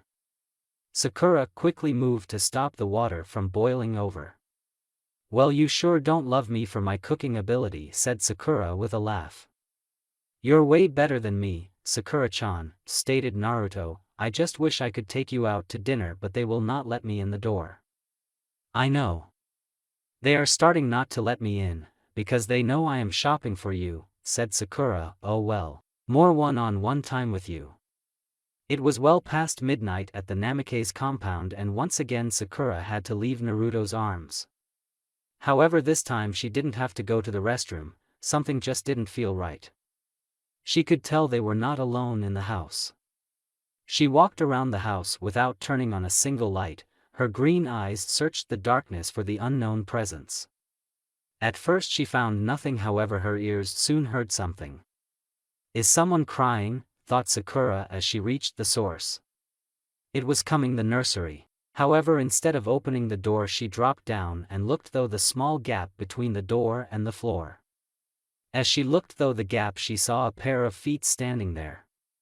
I got you now, thought Sakura as she opened the door and rushed into the darkened kunai drawn. However, once again the room was empty. Sakura quickly looked around even at the ceiling, but there was no one there. Not again, said Sakura as she put her kunai away. Maybe I am going insane or something. You are not insane, said a female voice coming from behind her. Sakura's eyes widened as she turned and looked straight in the eyes of a beautiful woman in her mid to late 20s. She was wearing a light red sleeveless top with a pair of black ninja pants. She had one leaf headband on her forehead between her long red hair that reached the small of her back and her deep blue eyes. Sakura's eyes widened as she knew who she was. She had seen her in photos, both in her mother's photo album and on Naruto's fireplace. Kushina Uzumaki Namikaze? Asked a stunned Sakura as the woman grinned. Kushina Uzumaki Namikaze? Asked a stunned Sakura as the woman grinned. Yes, Sakura Haruno, said Kushina as she turned around and sat on a rocking chair in the corner of the room. Okay, now I know I am losing it, you're dead, said Sakura. Yes, I am dead, but you're not losing it, said Kushina. Okay, I am talking to someone who is dead and without the death god summon contract, said Sakura, so how am I not losing it? Simple. The Uzumaki clan had bloodline limits just like a lot of clans, said Kushina as she leaned back in her chair. My clan has abilities is sort of like the Yamanaka clan. I don't follow, said Sakura as Kushina grinned. Basically my clan has the ability to communicate to and from the dead, said Kushina as Sakura's eyes widened. So this is really you? Asked Sakura. Yeah, from the dead, said Kushina as Sakura headed toward the door. I have to get Naruto, he would be so happy to see you, said Sakura. He can't see me, Sakura, said Kushina as Sakura stopped and looked at her. Why not? Asked Sakura confused. It's an ability that only females can do, said Kushina. Men can't see the dead. But I can see you and I am not in your clan, said Sakura. That is because this is a place I spent a lot of time, my chakra residue is still here, said Kushina, as such you can see me. I am not sure I still follow, said Sakura. Yeah, it's highly complicated and I never understood it all, said Kushina as she rocked back in her chair. So you have been here for 16 years? Asked Sakura. That is how long it's been? Asked Kushina. Yeah, said Sakura. Then I don't have much time, stated Kushina. Chakra residue only lasts between 15 and 22 years at most. So for 16 years you have been here every night? Asked Sakura as Kushina shook her head. No, I can appear daily only for the first week after death. I hope to see my son sleeping in his crib with his father looking over him, said Kushina. However, I only found an abandoned house without a soul in it, my son nowhere to be found. Then how are you still here? Asked Sakura. Chakra residue is strongest in this room and around my birth date and death date. That allows me I can come back, explained Kushina, so every year I come back around those dates and look for my son, and until now there has been no one in this house. Can you remember anything from the world of the dead? Asked Sakura, hoping she wouldn't have to explain to her, that maybe Minato had told her. Sorry, I can only remember the living world, said Kushina, but why are you here? Well, I guess you could say that Naruto-kun and I are dating, said Sakura with a blush as Kushina smiled. Good, at least my boy found love, said Kushina. So what is my boy like? Where to begin? Asked Sakura. I know, but it may save a lot of time off the clock, said Kushina as she tanned those hand signs. She placed her hands on the sides of Sakura's face. Sakura's eyes closed on their own as all her memories that Naruto played a part in flashed before them. From the time she made fun of him as a little girl to present. Suddenly it all stopped as Sakura opened her eyes. What that? Asked Sakura. Basically a memory download, said Kushina. I now know every part of your life that has to do with my son. Listen, I am sorry about what I did in my early years to Naruto-kun, said Sakura. Don't worry about it, kids are generally stupid until they grow up, said Kushina before she smiled and looked out in the distance in a dreamlike state. However, I must say he reminds me of his father and you remind me a lot of your mother. I am going to say that is a good thing, said Sakura as Kushina nodded her head. Yeah, but you will have to be careful when it comes to Naruto, said Kushina. He is like Minato and always went out of his way to save people. How is that bad? Asked Sakura. Because sometimes he tried to save people who were too far gone, said Kushina as Sakura couldn't help but think of Sasuke, Naruto's drive to save him even when he was too far gone to be saved, and that got him into trouble turning the war. I can't count the number of times he landed in the hospital. Must be a father and son thing, said Sakura. Yeah, but I am not totally innocent when it comes to baka moments, said Kushina. There is something that always has bugged me, said Sakura. How did you and Minato fall in love? I mean, you two are from different villages. Well, he and his team came on a mission to talk to my father, said Kushina. I guess it was then that I started to develop feelings for him. Maybe I even fell in love with him right then, but the tomboy in me couldn't admit it. However, it wasn't until that day that my village was attacked that I admitted it. Flashback. Kushina Uzumaki, the last surviving members of the main house of the Uzumaki clan, sat by the fire in the Leaf Ninja camp looking out at the burning remains of the Whirlpool village. Everything she knew was gone. All her childhood memories were now burning. Kushina, said Minato as Kushina Uzumaki turned and looked at the dirty blood-stained Minato Namikaze. Are you alright? End flashback. During the entire battle he never left my side, said Kushina. He pulled me away from the burning remains of my clan home and led me to safety. Then he came to me and asked me if I was alright. That man always put others in front of himself. Sounds like Naruto-kun, said Sakura.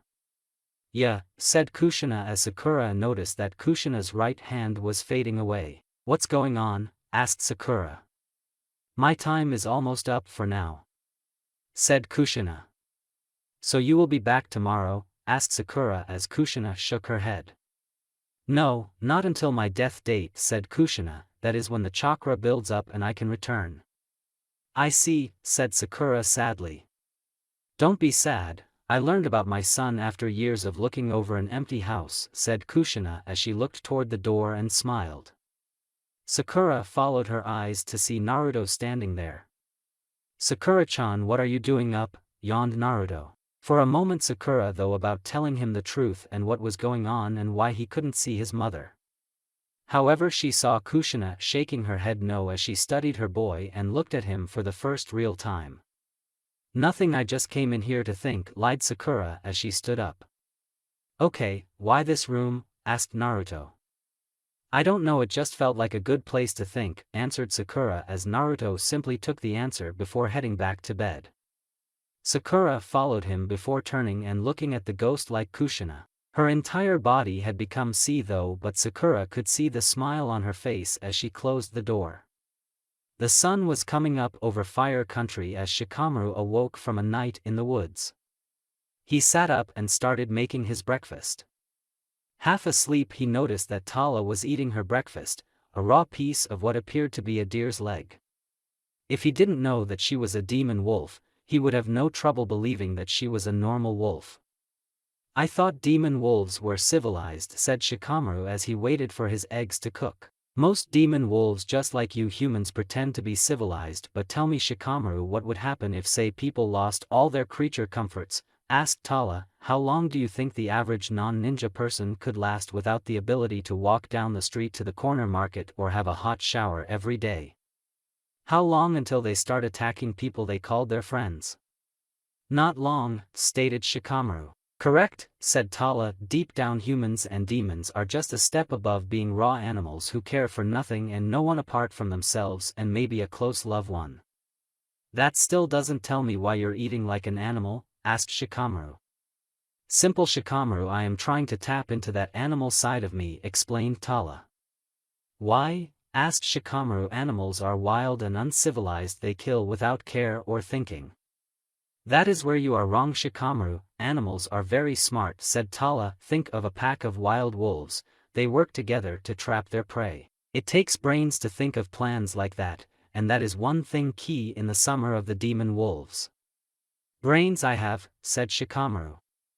Yes, you do, but you no need to learn to follow your instincts, said Tala, to let your inner animal out. What? Asked Shikamaru, confused at what she was talking about, and for Shikamaru confusion was rare. Basically Shikamaru, you're too smart, you overthink everything. You like to plan everything out and then attack at a distance, said Tala. You need to have the instincts of a wild animal. The same instincts that goes with closing in for the kill and the strength that comes from surviving on the edge where death can happen at any moment. How do I do that? Asked Shikamaru. I know how, said Tala as she stood up. We are going on a trip. Shikamaru quickly started packing up his things. No. Leave them, ordered Tala. What? Asked Shikamaru. We are running to the mountains on the border of Fire Country and you are not taking any gear with you, said Tala, you may take a knife and the cloths on your back but nothing more. That mountain range is over a week away even at the top speed, stated Shikamaru. Yes, and during that time you will be tested by hunger, thirst and of course by me, said Tala. We will turn you into an animal that will look into the eyes of your enemies as you kill them without mercy on the battlefield. If we should fail then you will not live though the first battle. Very well, said Shikamaru as he stood up and started running down the road that lead toward the coast of Fire Country. Hours later in the leaf, Sakura and Naruto sat at the edge of a small stream eating their lunch. Sakura, I want to take Sasuke up on his offer, said Naruto as he prepared for a fight. However, Sakura just let out a deep breath. I figured, said Sakura as she lowered her food and rubbed her temples. Now I know you are probably going to say no, but think about it, Sakura-chan, we don't want them interfering when the war breaks out, said Naruto.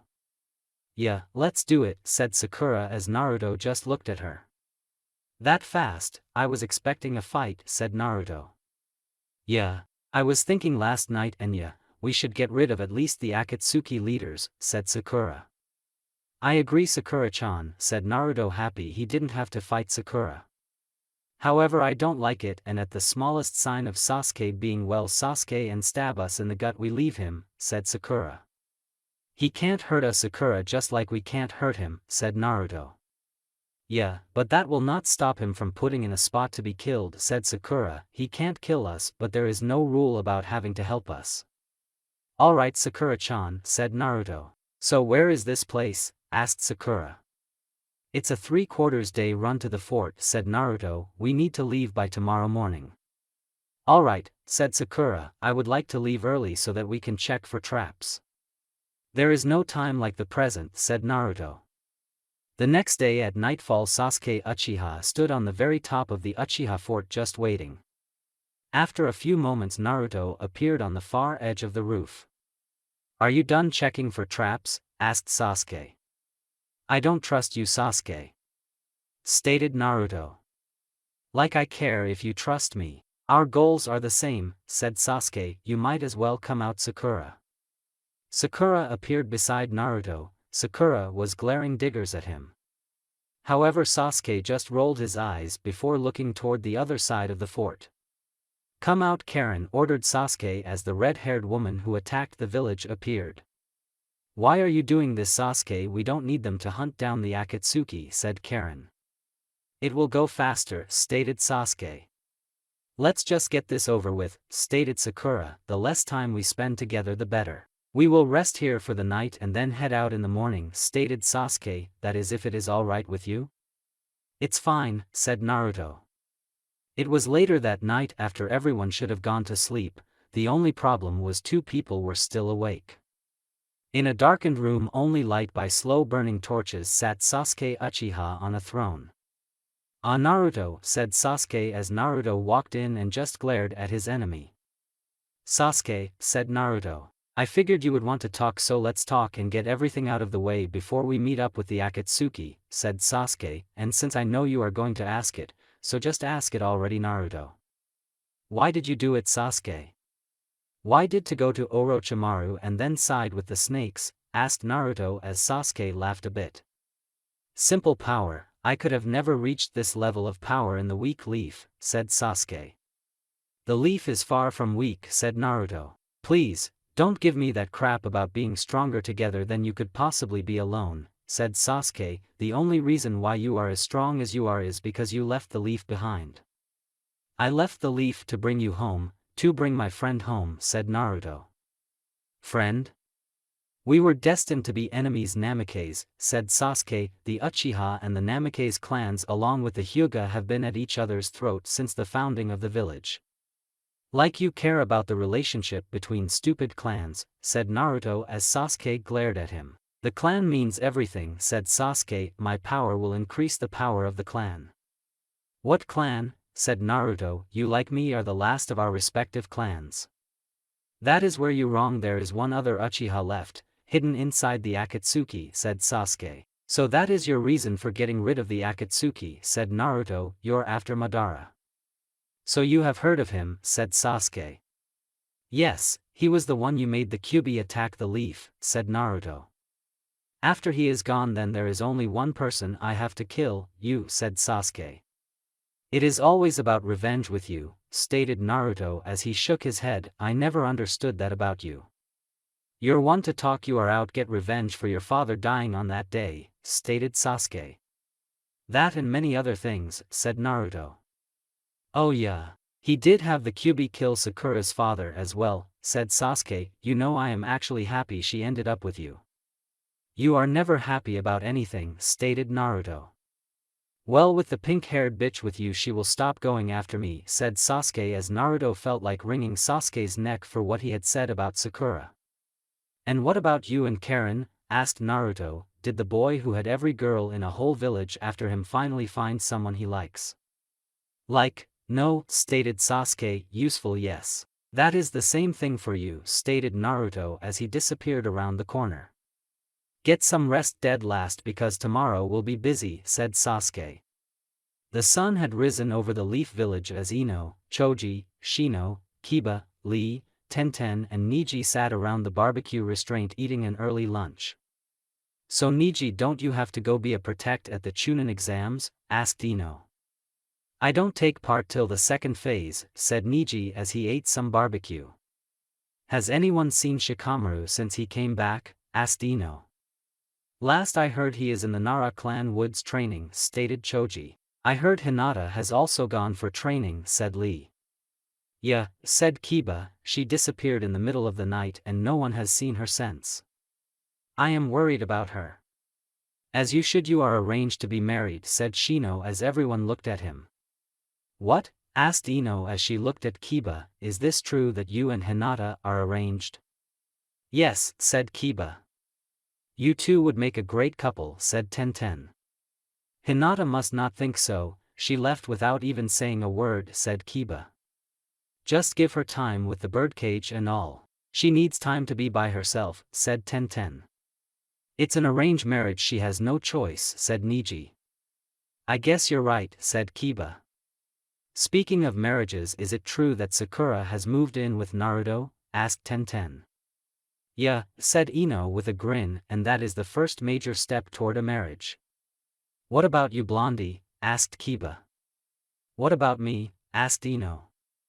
Like Sakura, you're almost 17, aren't you? Asked Kiba as Ino nodded her head. And you're from the A clan, which means you can be shipped off in an arranged marriage the moment you turn 17 and you would be married by 19.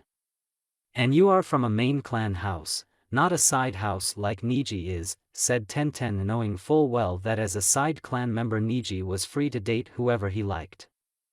I guess, but my clan wasn't as strict as others, said Ino. Hell, my mom and dad only got arranged to be married after they had been dating for 3 years and were about to be engaged anyhow. I am just telling you. You never know what is going on behind the senses, stated Kiba. I didn't find about Hinata until she was inside my house. Yeah, but my parents would never go behind my back, said Ino as she drank her tea. Meanwhile, the old Team 7 plus Karen ran through the forest at top speed. Does she even know where she is going? Asked Sakura. I know where I am going, I can sense 2 strong chakra sources up ahead, said Karen. Even if there is 2 chakra sources up ahead don't mean that it's the Akatsuki, it could be a patrol from another village, said Sakura.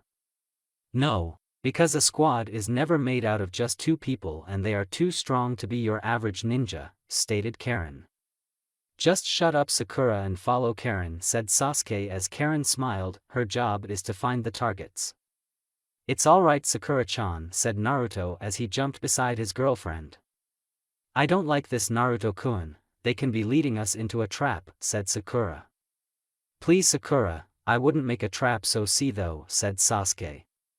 We should reach the targets by morning if we keep this speed up all night, stated Karen. Easy, said Sasuke as he looked back at Sakura and Naruto. Worry about yourself, Sasuke, said Naruto. I always do, said Sasuke. Later that night in a bar back in the Leaf, the old Ino Shikcho sat around a table enjoying a round of beers during their monthly boys' night out. So Shikaku, what do you think about the demon child? Asked Choza. Please let's not go into that, stated Inoichi. This is supposed to be a night out to relax and get caught up to speed about our lives. Very well, said Shikaku. Well, my son is training with a demon. I can't understand why you would let him do that, asked Choza. It's his life and it makes logical sense, said Shikaku. Besides, it's not the fox he signed with its demon wolves. A clan whose symbol is the deer sides with wolves, laughed Inoichi as he sipped his beer. In a way, but we found out that wolf that has been in our woods is a demon wolf, said Shikaku. You're talking about that wolf that actually protects the deer? Asked Choza. Yeah, said Shikaku. There was even talk about adding her to the clan's seal, and that was before we knew she was a demon. Your clan adding a demon to your seal, said Choza. Speaking of clans, when is your clan going to drop the no shopping list against the Namikaze clan? Asked Inoichi. I thought we were not talking about clan stuff, asked Choza. Sorry, but Sakura complains to Ino and Ino complains to her mother and then she complains to me, said Inoichi. Well, no time soon, that's for sure, said Choza as he started into his second plate of chicken wings. You know, Inoichi, we need to talk about maybe having Ino arranged to Choji. Inoichi growled a bit as he leaned back in his chair. While personally I would love to have my little girl go out or even marry your boy Choza, I just don't see it happening, said Inoichi. Ino is too much like Liz for her own good sometimes. It's an arranged marriage, she wouldn't have much choice, said Choza. I will never understand why you two clans still have that practice, said Shikaku. All but you and the Namikaze clan have it, said Choza. It's what the upper level clans do. Doesn't make it right, said Shikaku. Yeah, and remember my wife didn't come from an upper-level clan, said Inoichi. Yeah, but she was a war hero, said Choza. It changes things up a bit. Besides, wasn't it still arranged? Yeah, about a day before I popped the question to her, said Inoichi. It was all done to save the tradition. And you were never that big into tradition in the first place, stated Shikaku. Yeah, said Inoichi as he decided to try and change the subject. Shikaku, isn't your boy going out with Temari of the Sand? All but, said Shikaku as he remembered watching his only child play a game of shogi with the Sand Ninja. It reminded him so much of the times he and his wife did that. Personally, I think they were made for each other. Yeah, your clan loves strong women, said Inoichi with a laugh as he remembered how much Yoshino Nara bosses her husband and son around. Temari fitted her personally to AT. I would love to be in the room when Temari crossed path with your wife. I believe my son would be right in saying that would be troublesome, said Shikaku. Wouldn't you be worried about her being a spy? Asked Choza. A little but not much, said Shikaku. She is from another village, said Choza. So is my wife, said Inoichi as Choza rolled his eyes. Please, she doesn't count, said Choza. She was the daughter of an undercover spy ninja and a traitor to the enemy village. She was still an enemy ninja for a bit, said Inoichi.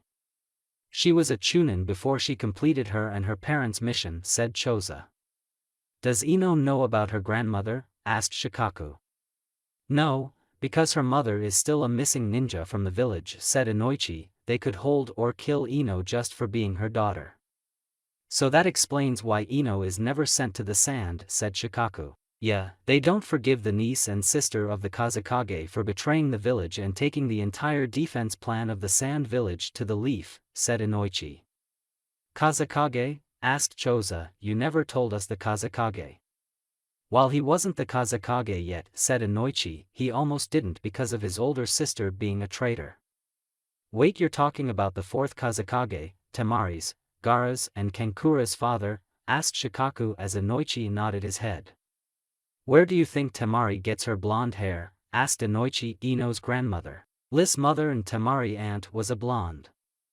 She must have been older than the Kazekage to explain the age difference, said Choza. Yeah, like I think she was the oldest of 5 with almost 14 years separating them, said Inoichi. Big family, said Shikaku.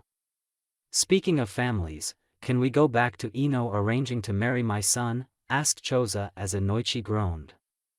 Alright, you win, Choza, said Inoichi. Excellent, said Choza with a smile. I will have Ino go on a few dates with Choji, said Inoichi as Choza just looked at him. What? asked Choza.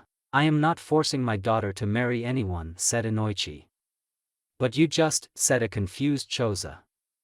I will force her to go out on a date or two with Choji, and if it goes from there it goes, said Inoichi, if it doesn't it doesn't. This flies in the face of all tradition, said Choza. A bit, call it arranged dating or something, said Inoichi with a grin. This may be a dumb question, but does Choji even like Ino? Asked Shikaku. I don't know, said Choza as Shikaku rolled his eyes. Don't you think that is something you should have found out, said Shikaku. Yeah, my wife and I hadn't even met before we got married and we have been happy, said Choza, and Ino and Choji have pretty much raised together. And yet they are very different people, said Shikaku. I'll talk to Ino tomorrow and arrange a date for their date, said Inoichi. Good luck explaining that to Ino, said Shikaku. Yeah, said Inoichi as he raised his hand as the bartender brought another bottle of beer. I'll need this one. But Deidara, I want to have some breakfast, complained Toby as he and Deidara headed out of the roadside in the early morning hours. It's an all-you-can-eat buffet. And you have already had 3 plates, stated Deidara, and we need to go after the 6 tails. Come on, we got the 3 tails, why can't the others get this 6 tails while we eat? Asked Toby. Who else can go? Asked Deidara, Pain and that woman. Yes, said Toby. They are too busy running the main base and Plant Man is busy looking for all the Jinchuriki, said Deidara. Then there is the whole business with the 9 tails.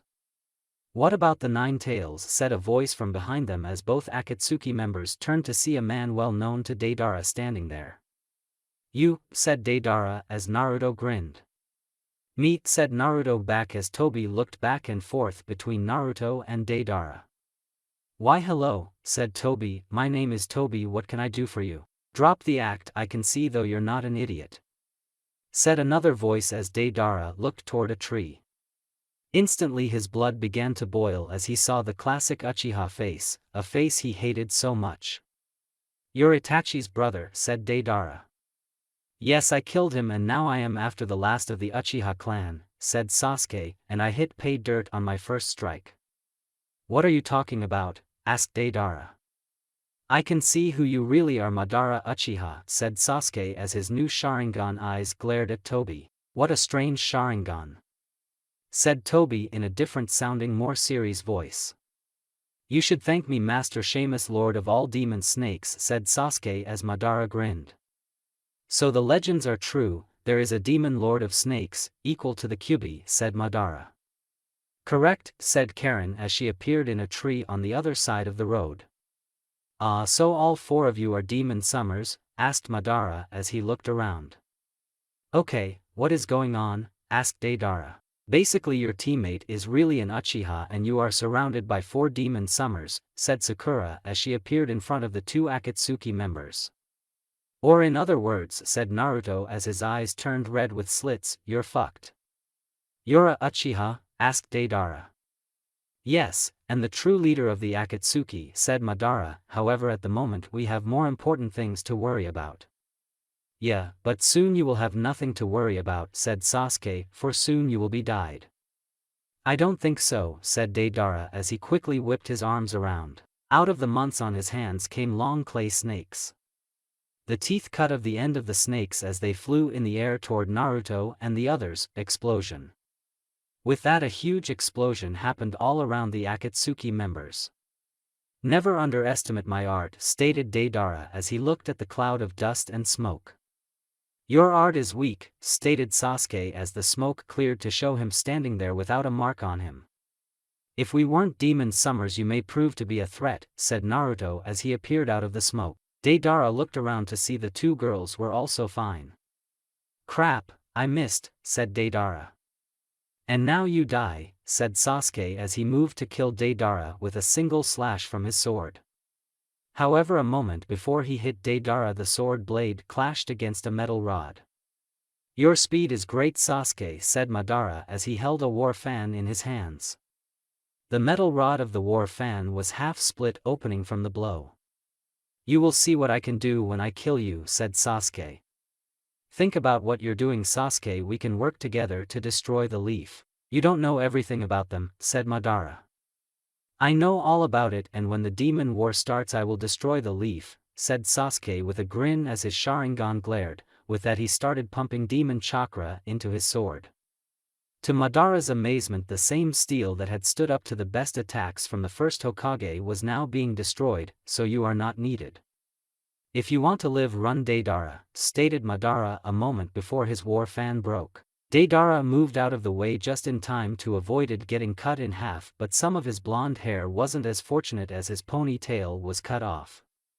You Bastiriads, yelled Deidara, you cut off my ponytail.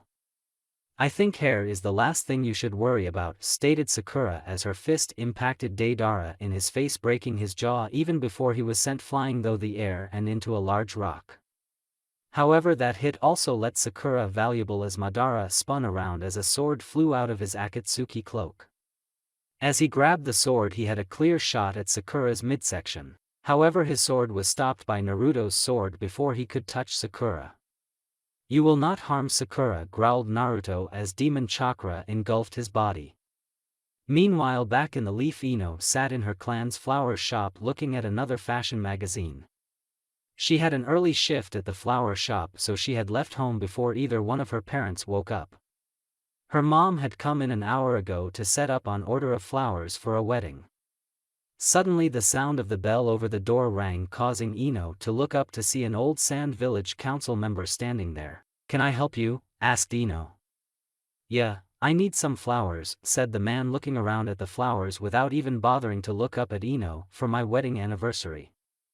Ah, then may I suggest a dozen red roses, said Ino as she walked around to the front of the store and up to the man.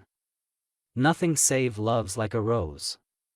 Ah yes, she would like that, said the man as Ino picked up one of the premier bouquet of roses. If you want we can personalize it, add a special card or almost anything else you can think of, said Ino as the man finally looked up at Ino. His eyes widened as he looked at Ino. What? Liz? Asked the man. No, my name is Ino Yamanaka, said Ino. My mom is named Liz.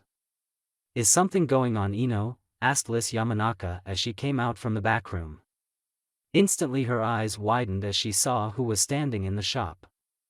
Hello Liz, said the man with a grin. I am sorry, I don't know you, asked Liz. Yes, it's Goza, said the man as he pulled a kunai out of his pack and went to stab Liz. However, Ino stepped in with her own kunai, blocking the attack. What is wrong with you? Yelled Ino as she glared at the older sand ninja. We are allies. Your mother is a missing ninja from the sand, stated Goza as Ino's eyes widened.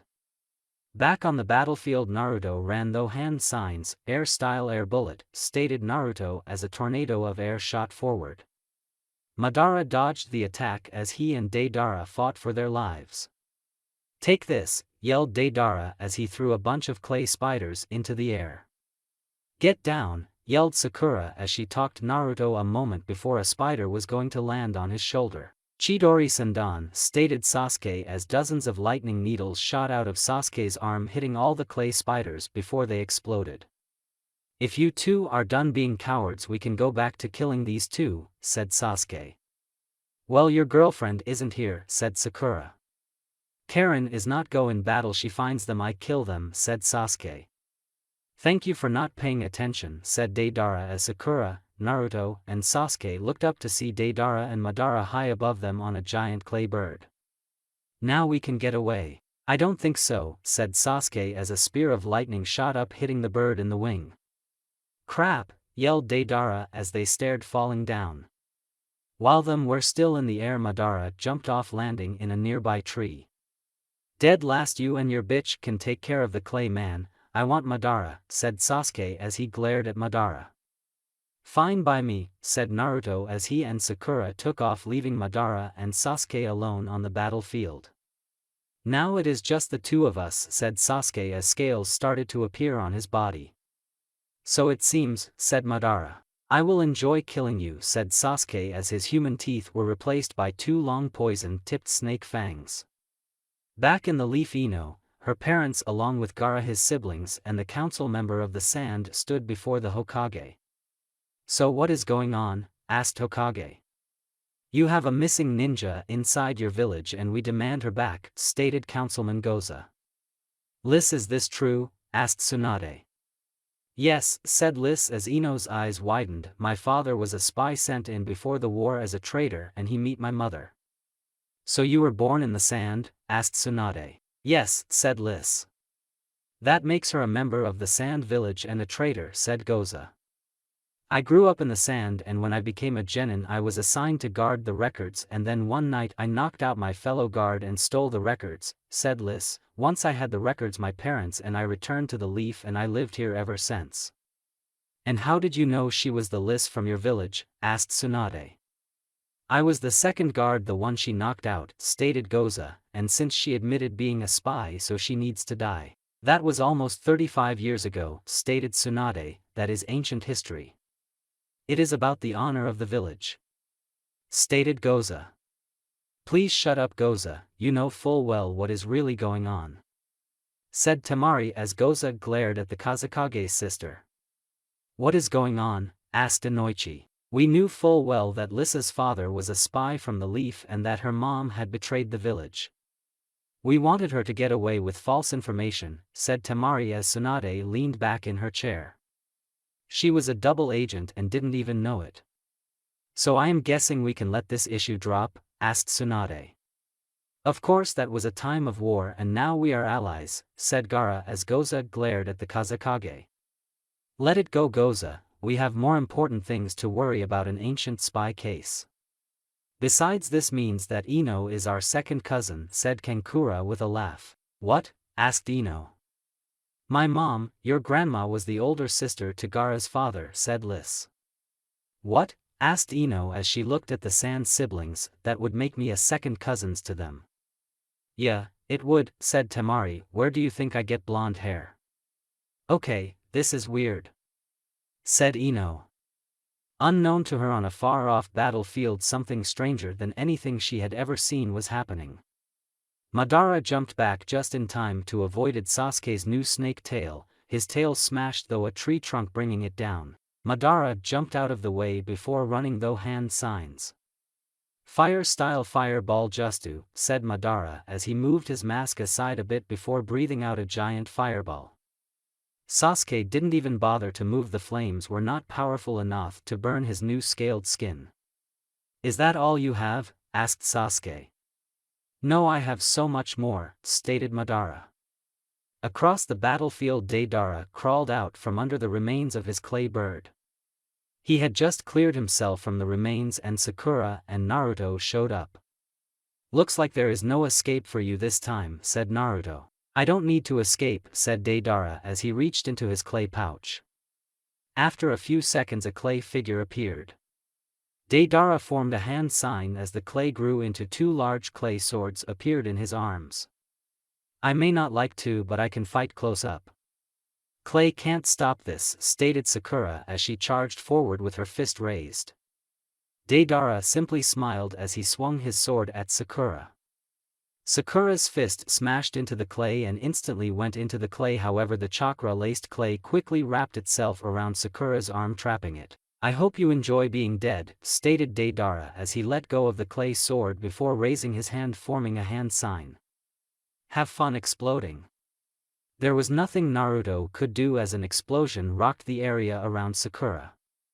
Sakura-chan, yelled Naruto as the smoke filled the air. To his amazement, Sakura is still standing there, only real difference was her arm. The lower part of arm that had punched the clay sword had changed. It was now covered with black fur and her fingernails were now sharp black claws. It was also longer lengthwise and her muscle tone had increased. Thank God Sage Mode must have taken most of the blast, thought Naruto as Sakura just looked at her arm. She couldn't take her eyes off it, it felt so strange to see her arm and to see it totally changed. Sage Mode, thought Sakura, but how? Self-pervasion must have forced us into Sage Mode, said inner Sakura. What sort of freak are you? Asked Deidara as he looked at Sakura's arm. Freak, thought Sakura as she looked at her fox arm before falling to her knees shaking. Does this make me a freak? Never call Sakura-chan a freak, ordered Naruto as his sword went through Deidara's chest. With one quick move he pulled his sword out before turning his attention back to Sakura. He quickly went up to and held her. "It's okay Sakura-chan, I freaked out too when I first felt Sage Mode," said Naruto as he held Sakura. Sakura, who was just busy looking at her arm. "It feels so weird. For me it felt it, but it did feel real, if that makes any sense," said Sakura as Naruto placed his hand on top of Sakura's fur. "You can feel my hand just like any time before, but in your mind it doesn't feel real," said Naruto, "it feels like a dream." "Yeah," said Sakura.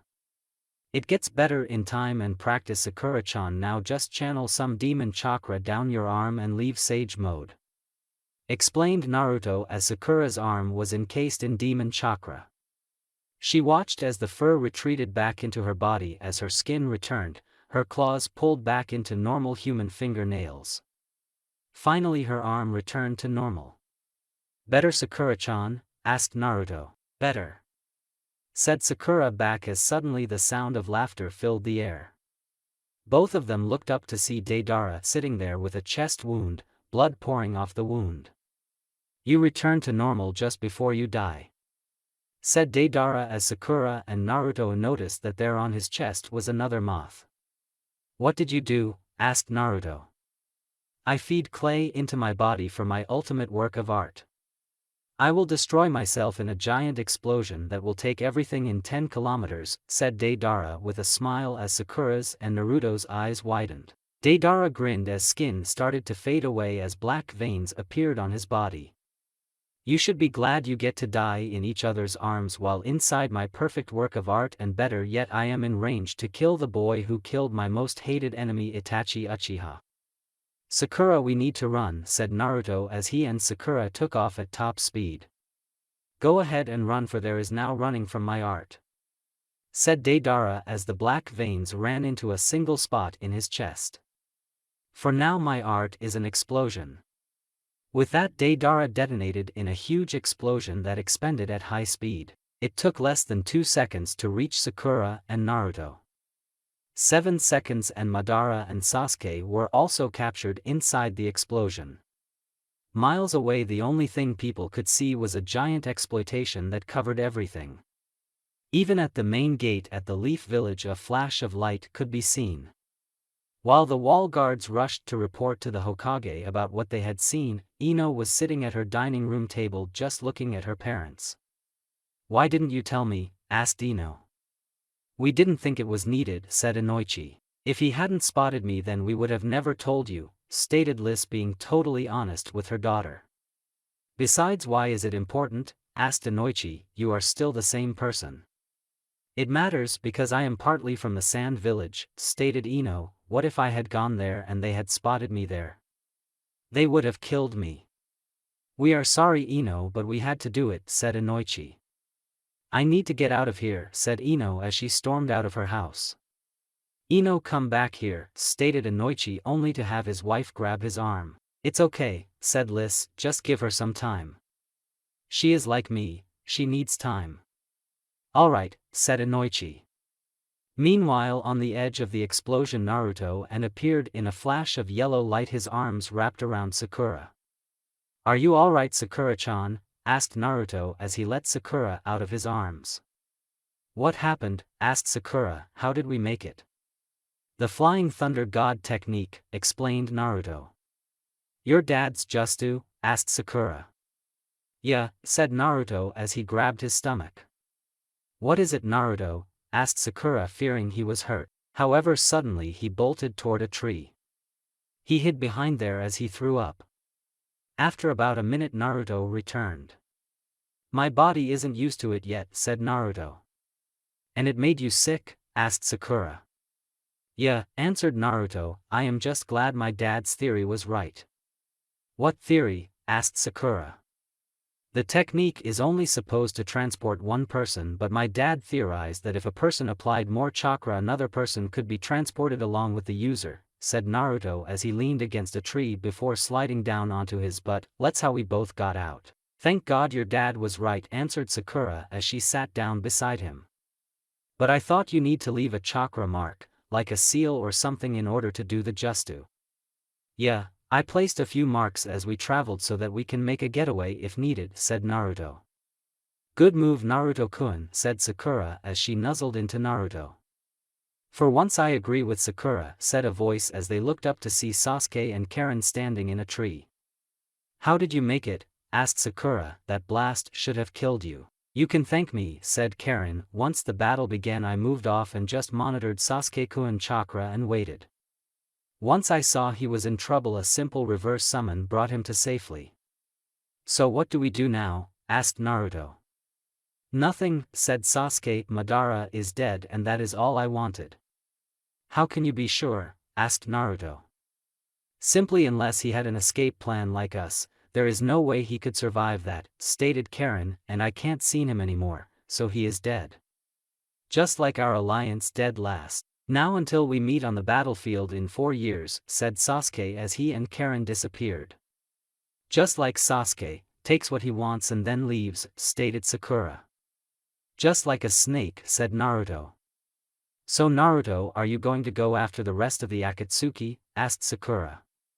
Nah, said Naruto, the Akatsuki is down to what 2 or 3 people, they are likely not the great of threat. Also their leader is dead, said Sakura. If Madara is dead, said Naruto as the two of them just lied there looking out at the giant hole in the ground. Miles away, sitting on top of a hug skyscraper, sat a man with bright orange hair and with a black cloak with red clouds on it. The rain poured over the village, giving its name, the village hidden in the rain, a literal meaning. Pain, he is here, said a woman also dressed in the same cloak appeared beside him. Ah, said Pain as he stood up and walked out of the rain and into the covers. There sitting and panting was Madara Uchiha, his skin on his hands were burned and his cloak was shreds. Deidara's perfect art? Asked Pain. Yes, I just got away, said Madara, but I have learned a lot. What is your plan? Asked Konan as the only female member of the Akatsuki spoke up. We will gain a power above even the Kyuubi, but it will take time, said Madara. What do you want us to do? Asked Pain. I want you to go after the 6 and 8-tailed beasts, said Pain. What of the 9 tails? Asked Konan. He is no longer inside Naruto Namikaze, stated Madara, and the fact that Naruto and Sasuke are working together and that they are summoner to the Kyuubi and the demon snakes means that a legendary demon war is coming. All 6 demon lords, each as strong as the Kyuubi, will appear and we will capture all of them. Ino just walked through the Leaf Village for who knows how long. She kept walking until she found herself in front of Choji's door. She knocked on the door only to have Choji answer it. He was dressed in a red t-shirt with his clan symbol in white and a pair of tan shorts. Ino, what are you doing here? Asked Choji. My parents are driving me up the wall and with forehead out of town and Shikamaru training that leaves only you to talk to, stated Ino. Ah, said Choji, so what do you want to talk about? I just need to vent, stated Ino. Would you mind taking a walk, so I can vent and work off some steam? Alright, said Choji as he turned and yelled inside, I am going out for a bit. Alright, just be back by super, stated Choji's mom from inside as Choji closed the door. Now where do you want to go? Asked Choji. Just somewhere far away from my parents at the moment, stated Ino as the 2 teens started walking. Meanwhile Shikamaru ran through a thick woods. He was in his second day of least a 7-day trip to the mountains near the fire and earth country. Tala had ordered him to stay off roads and to avoid contact with all humans. However, that didn't stop him from thinking about Temari. For some reason, while he ran through the woods alone, he thought of her. He thought about how she drove him crazy. Sometimes he wanted to rip his hair out just from dealing with her, and yet there was something about her that kept him wanting more. She was a puzzle. She could be yelling one moment and then there were times when she showed a gentle calm side. Flashback. Your move, little boy, said Temari as the 2 of them sat playing a game of chess. Shikamaru looked at the board for a moment before moving his knight. We need to talk move about the Chunin exams, said Shikamaru. Do you want to use the Forest of Death or the new training ground? I liked the Forest of Death, said Temari as she moved her piece. You liked it because you didn't have to spend a lot of time in it, said Shikamaru as Temari grinned, thanks to your brother. Still it would be a good training spot, said Temari as suddenly a soft thud reached their ears. What was that? I don't know, said Shikamaru as suddenly bird chirping came from on top of a nearby bush. Ah, a baby bird must have fallen out its nest. And you are just going to sit here? Asked Temari as she stood up and walked to the bush. There was a baby bird, fresh out of the egg. Shikamaru watched as Temari gently picked up the baby bird in the palm of her hand before putting it back inside the nest. To Shikamaru's surprise, 2 full-grown cardinals landed in the nest the moment Temari placed their baby back. For a moment Shikamaru just watched as the family of birds returned to the nest and to their baby.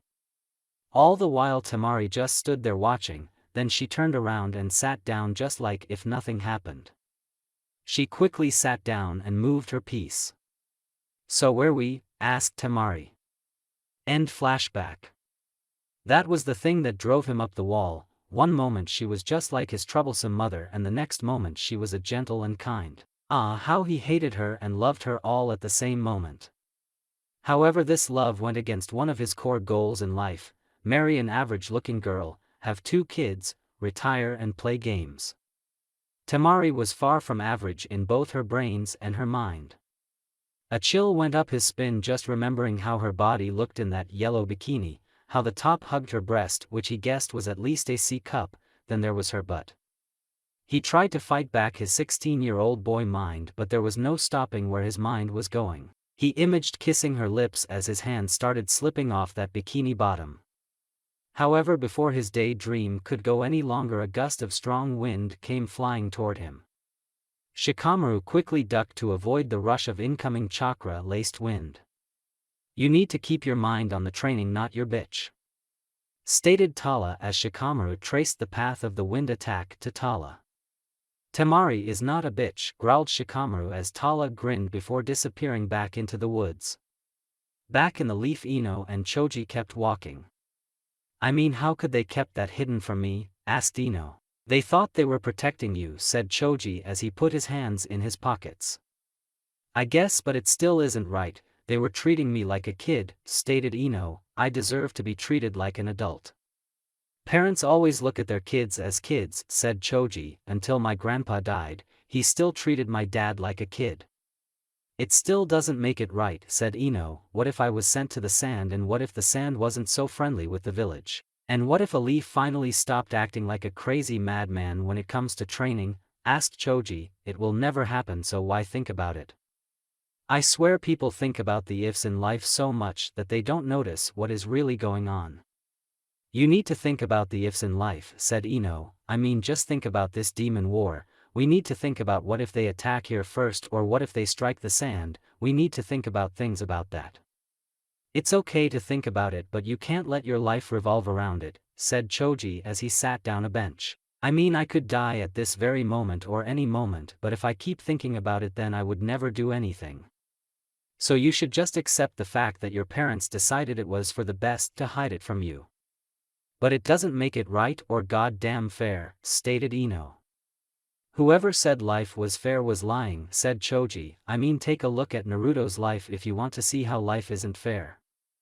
Yeah, I mean, who would ever have guessed that he had the Kyuubi in him all those years we were in school together? Said Ino.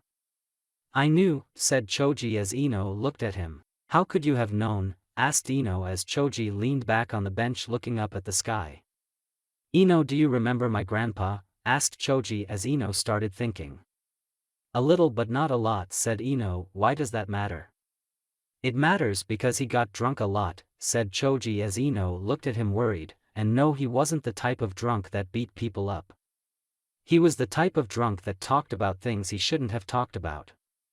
And Naruto was one of the things he talked about? Asked Ino. Yeah, said Ino, I found out when I was 7 about what was inside Naruto. And you didn't say anything? Asked Ino.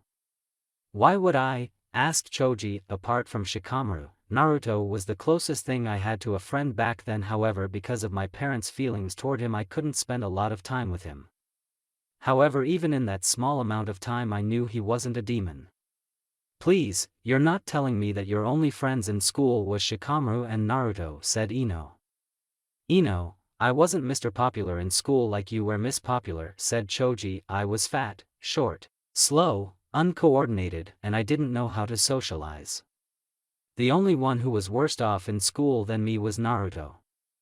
And you didn't want to make his life worse, said Ino. Yeah, Ino, I am sorry, but you can never understand what it is like to grow up being the social outcast, said Choji as he looked at the ground. Ino was surprised at how Choji's eyes seemed to change. The happiness she was used to was gone. Instead there was only pain and loss. You can never understand how simple words from people who you desperately want to be friends with hurt, and how hard it is not to strike back against those who hurt you. People who called me fat or Naruto worthless. Wouldn't have been surprised if Naruto had snapped. He had it worse than me and had no family to support him at home. Well, Naruto is a Namikaze now, let's see people call him worthless, said Ino. They are still attacking him. My clan will not let him shop for food in the stores we own. Use the food stands we own and anything else my clan owns, said Choji. We are trying to starve him out. Luckily he has Sakura to go shopping for him, said Ino. Not for long, my clan's council just banned Sakura from the same places as Naruto, said Choji. Can't you do anything to help them? Asked Ino as Choji shook his head. No, I don't have a vote on the clan council till I am 19, said Choji. Even if I could vote, I would be the only one standing up for Naruto.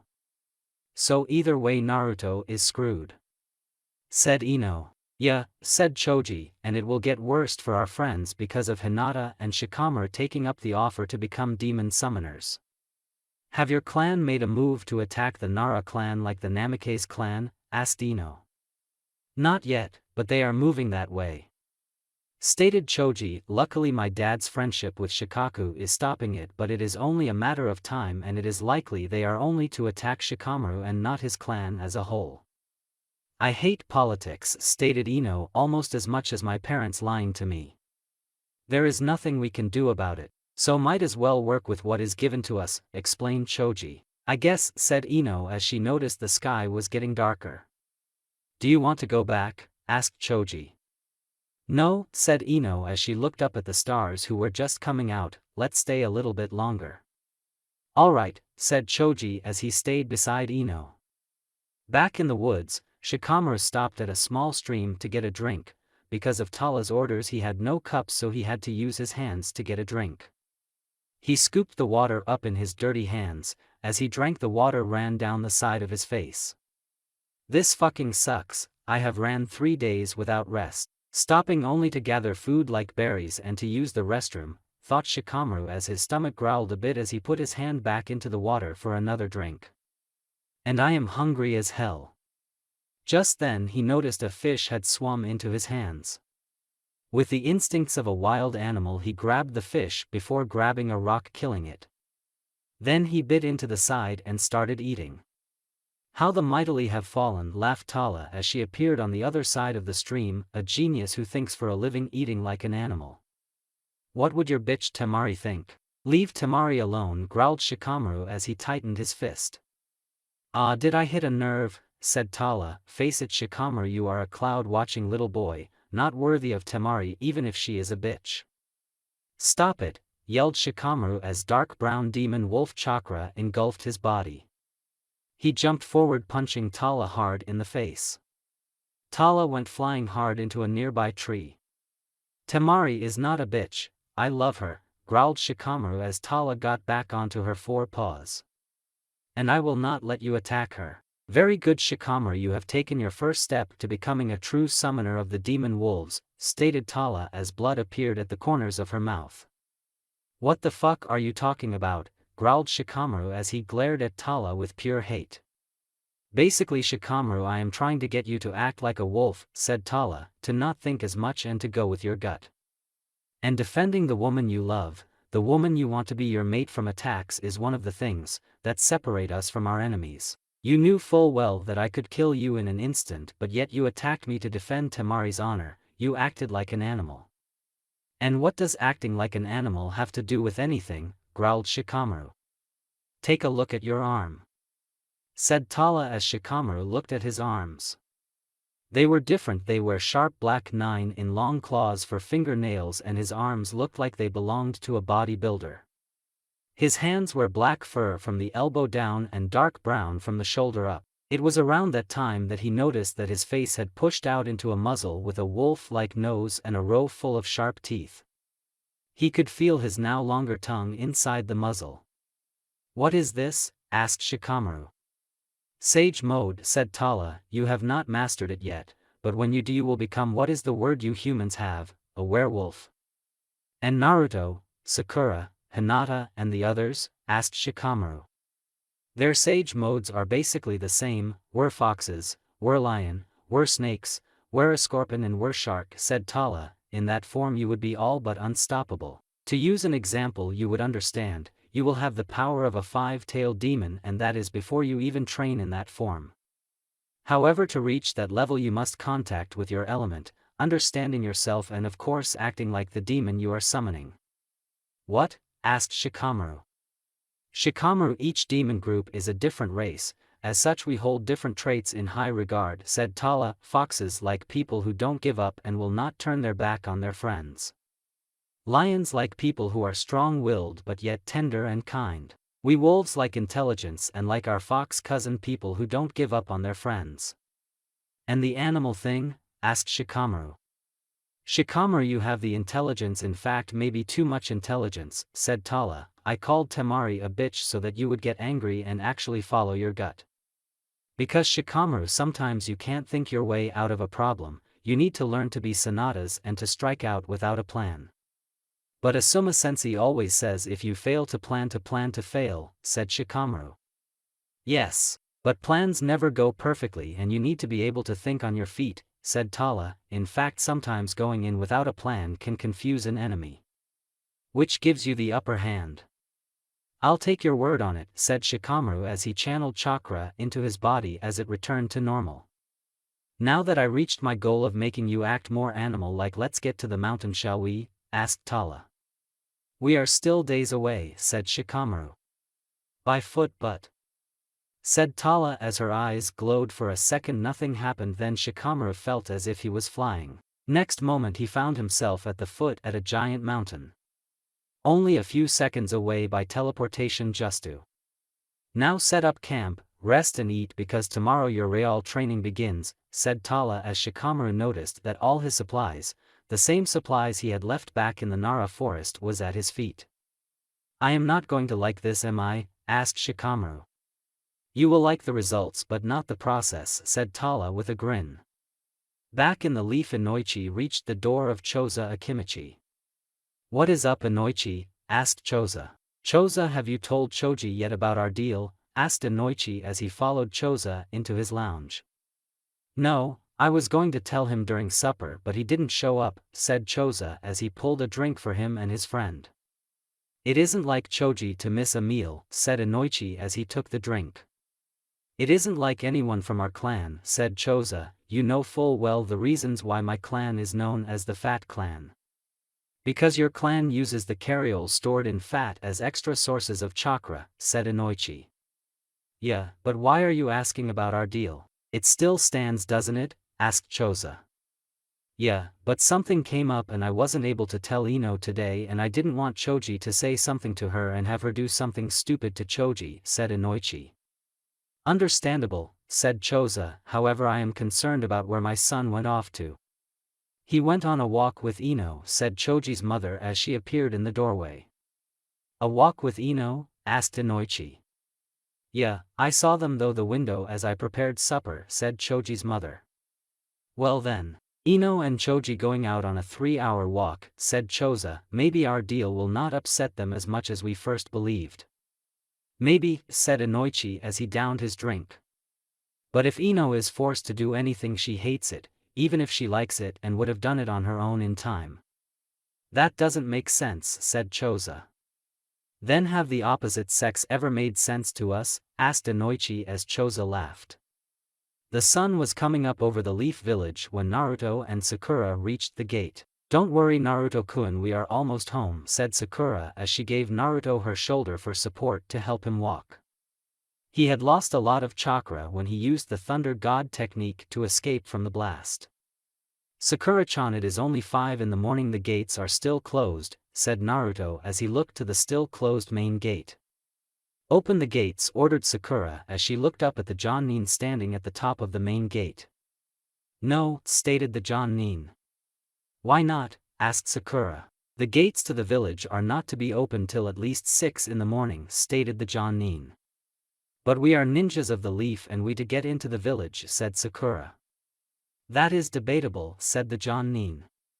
"What are you doing?" asked another ninja, and Anbu walked up to the Jonin. "Open the gates before I report you to the Hokage."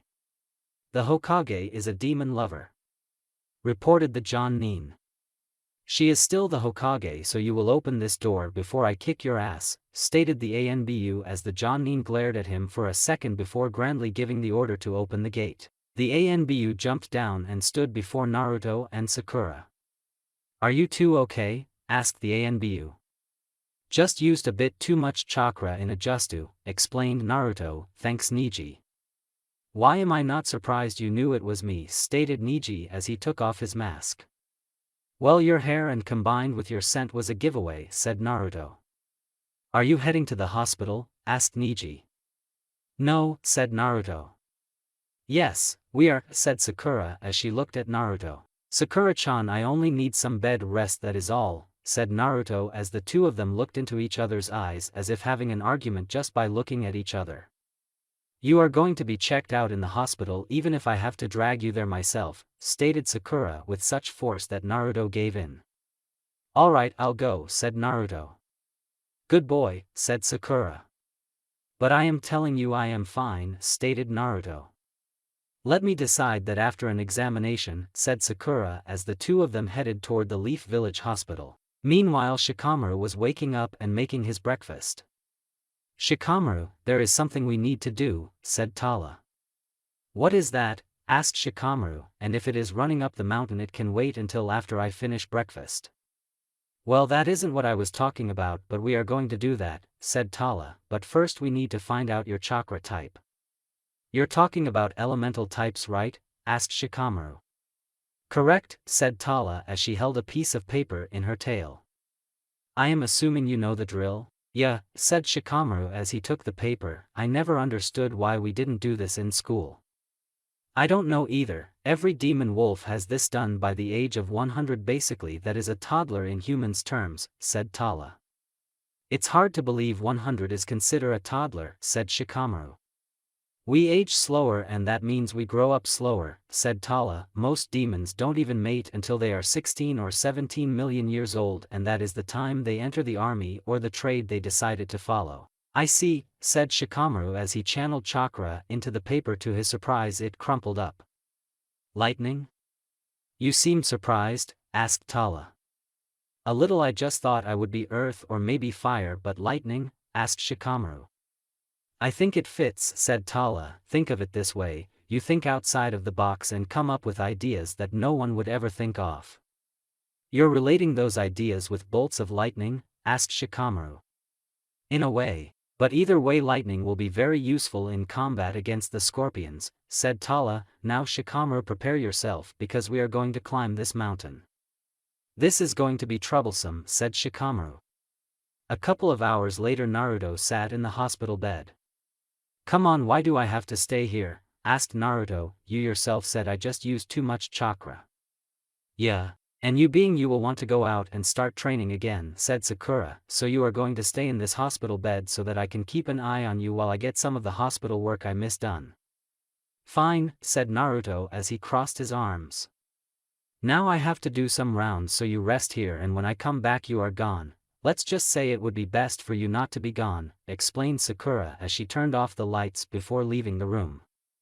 For the most part everything went well, it was just like any other day. Checking up on people, setting a few bones of ninjas who came back from missions, looking in on some long-term patients, but overall everything seemed normal. "So forehead, you're back?" asked Ino as she walked up to Sakura. "Yeah," said Sakura as she signed the chart of the last person she checked on.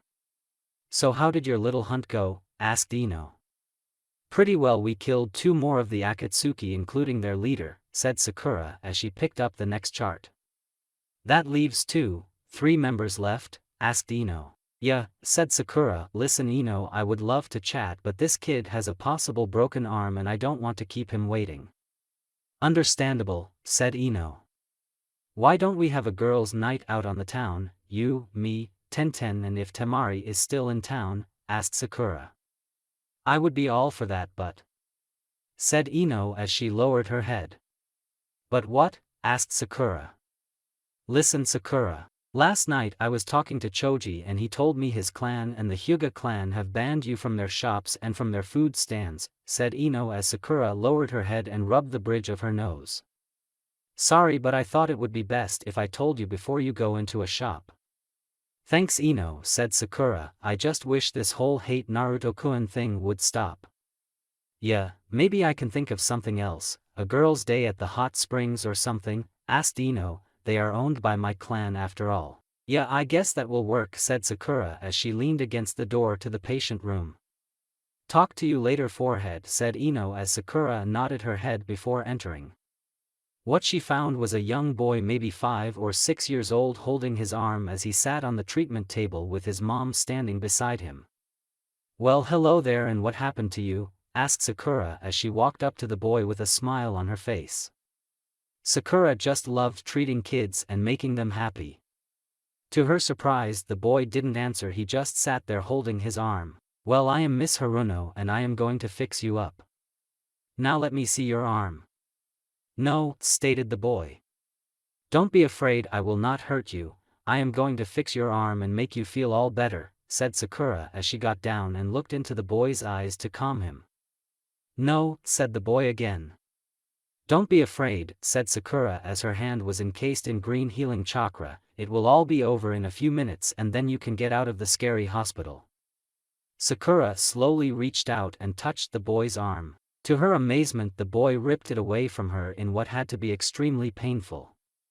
Then he turned at her and spat in her face. I am not scared of the hospital, I am scared of you demon scum, cried the boy, I want a doctor not a demon. I agree son, said the boy's mother as she glared at Sakura, who had stood up and whipped the spit from her face. I don't want my son anywhere near demons like you. So get a real doctor, a human doctor not a demon. Sakura was taken aback, she never would believe that something like this would happen. Very well, but know this, I am human just like you, said Sakura. Yeah, right demon, said the boy as Sakura turned and walked out of the room, I hope you burn in hell. Sakura just walked toward the center nursing station. The kid in room 3 needs a different doctor, said Sakura as the head nurse looked at her. Why, what is up? Asked the nurse. The mother and the kid don't want me, said Sakura. Why, the only one better than you in medical justu is Lady Tsunade and maybe Lady Shizun, said the nurse. They don't want someone they see as a demon treating them, said Sakura sadly. Ah, said the nurse, one of those. What are you talking about? Asked Sakura as she looked up at the nurse. Well, said the head nurse. Just tell me, ordered Sakura. I am sorry Sakura, but just over half the people you treated complained, said the nurse. But they didn't say anything to me when I was healing them, said Sakura.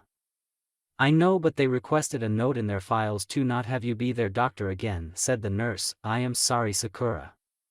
I am going to leave for the day, said Sakura. I am not going to treat people who don't want my help. Please stay, you're the best we have, said the nurse.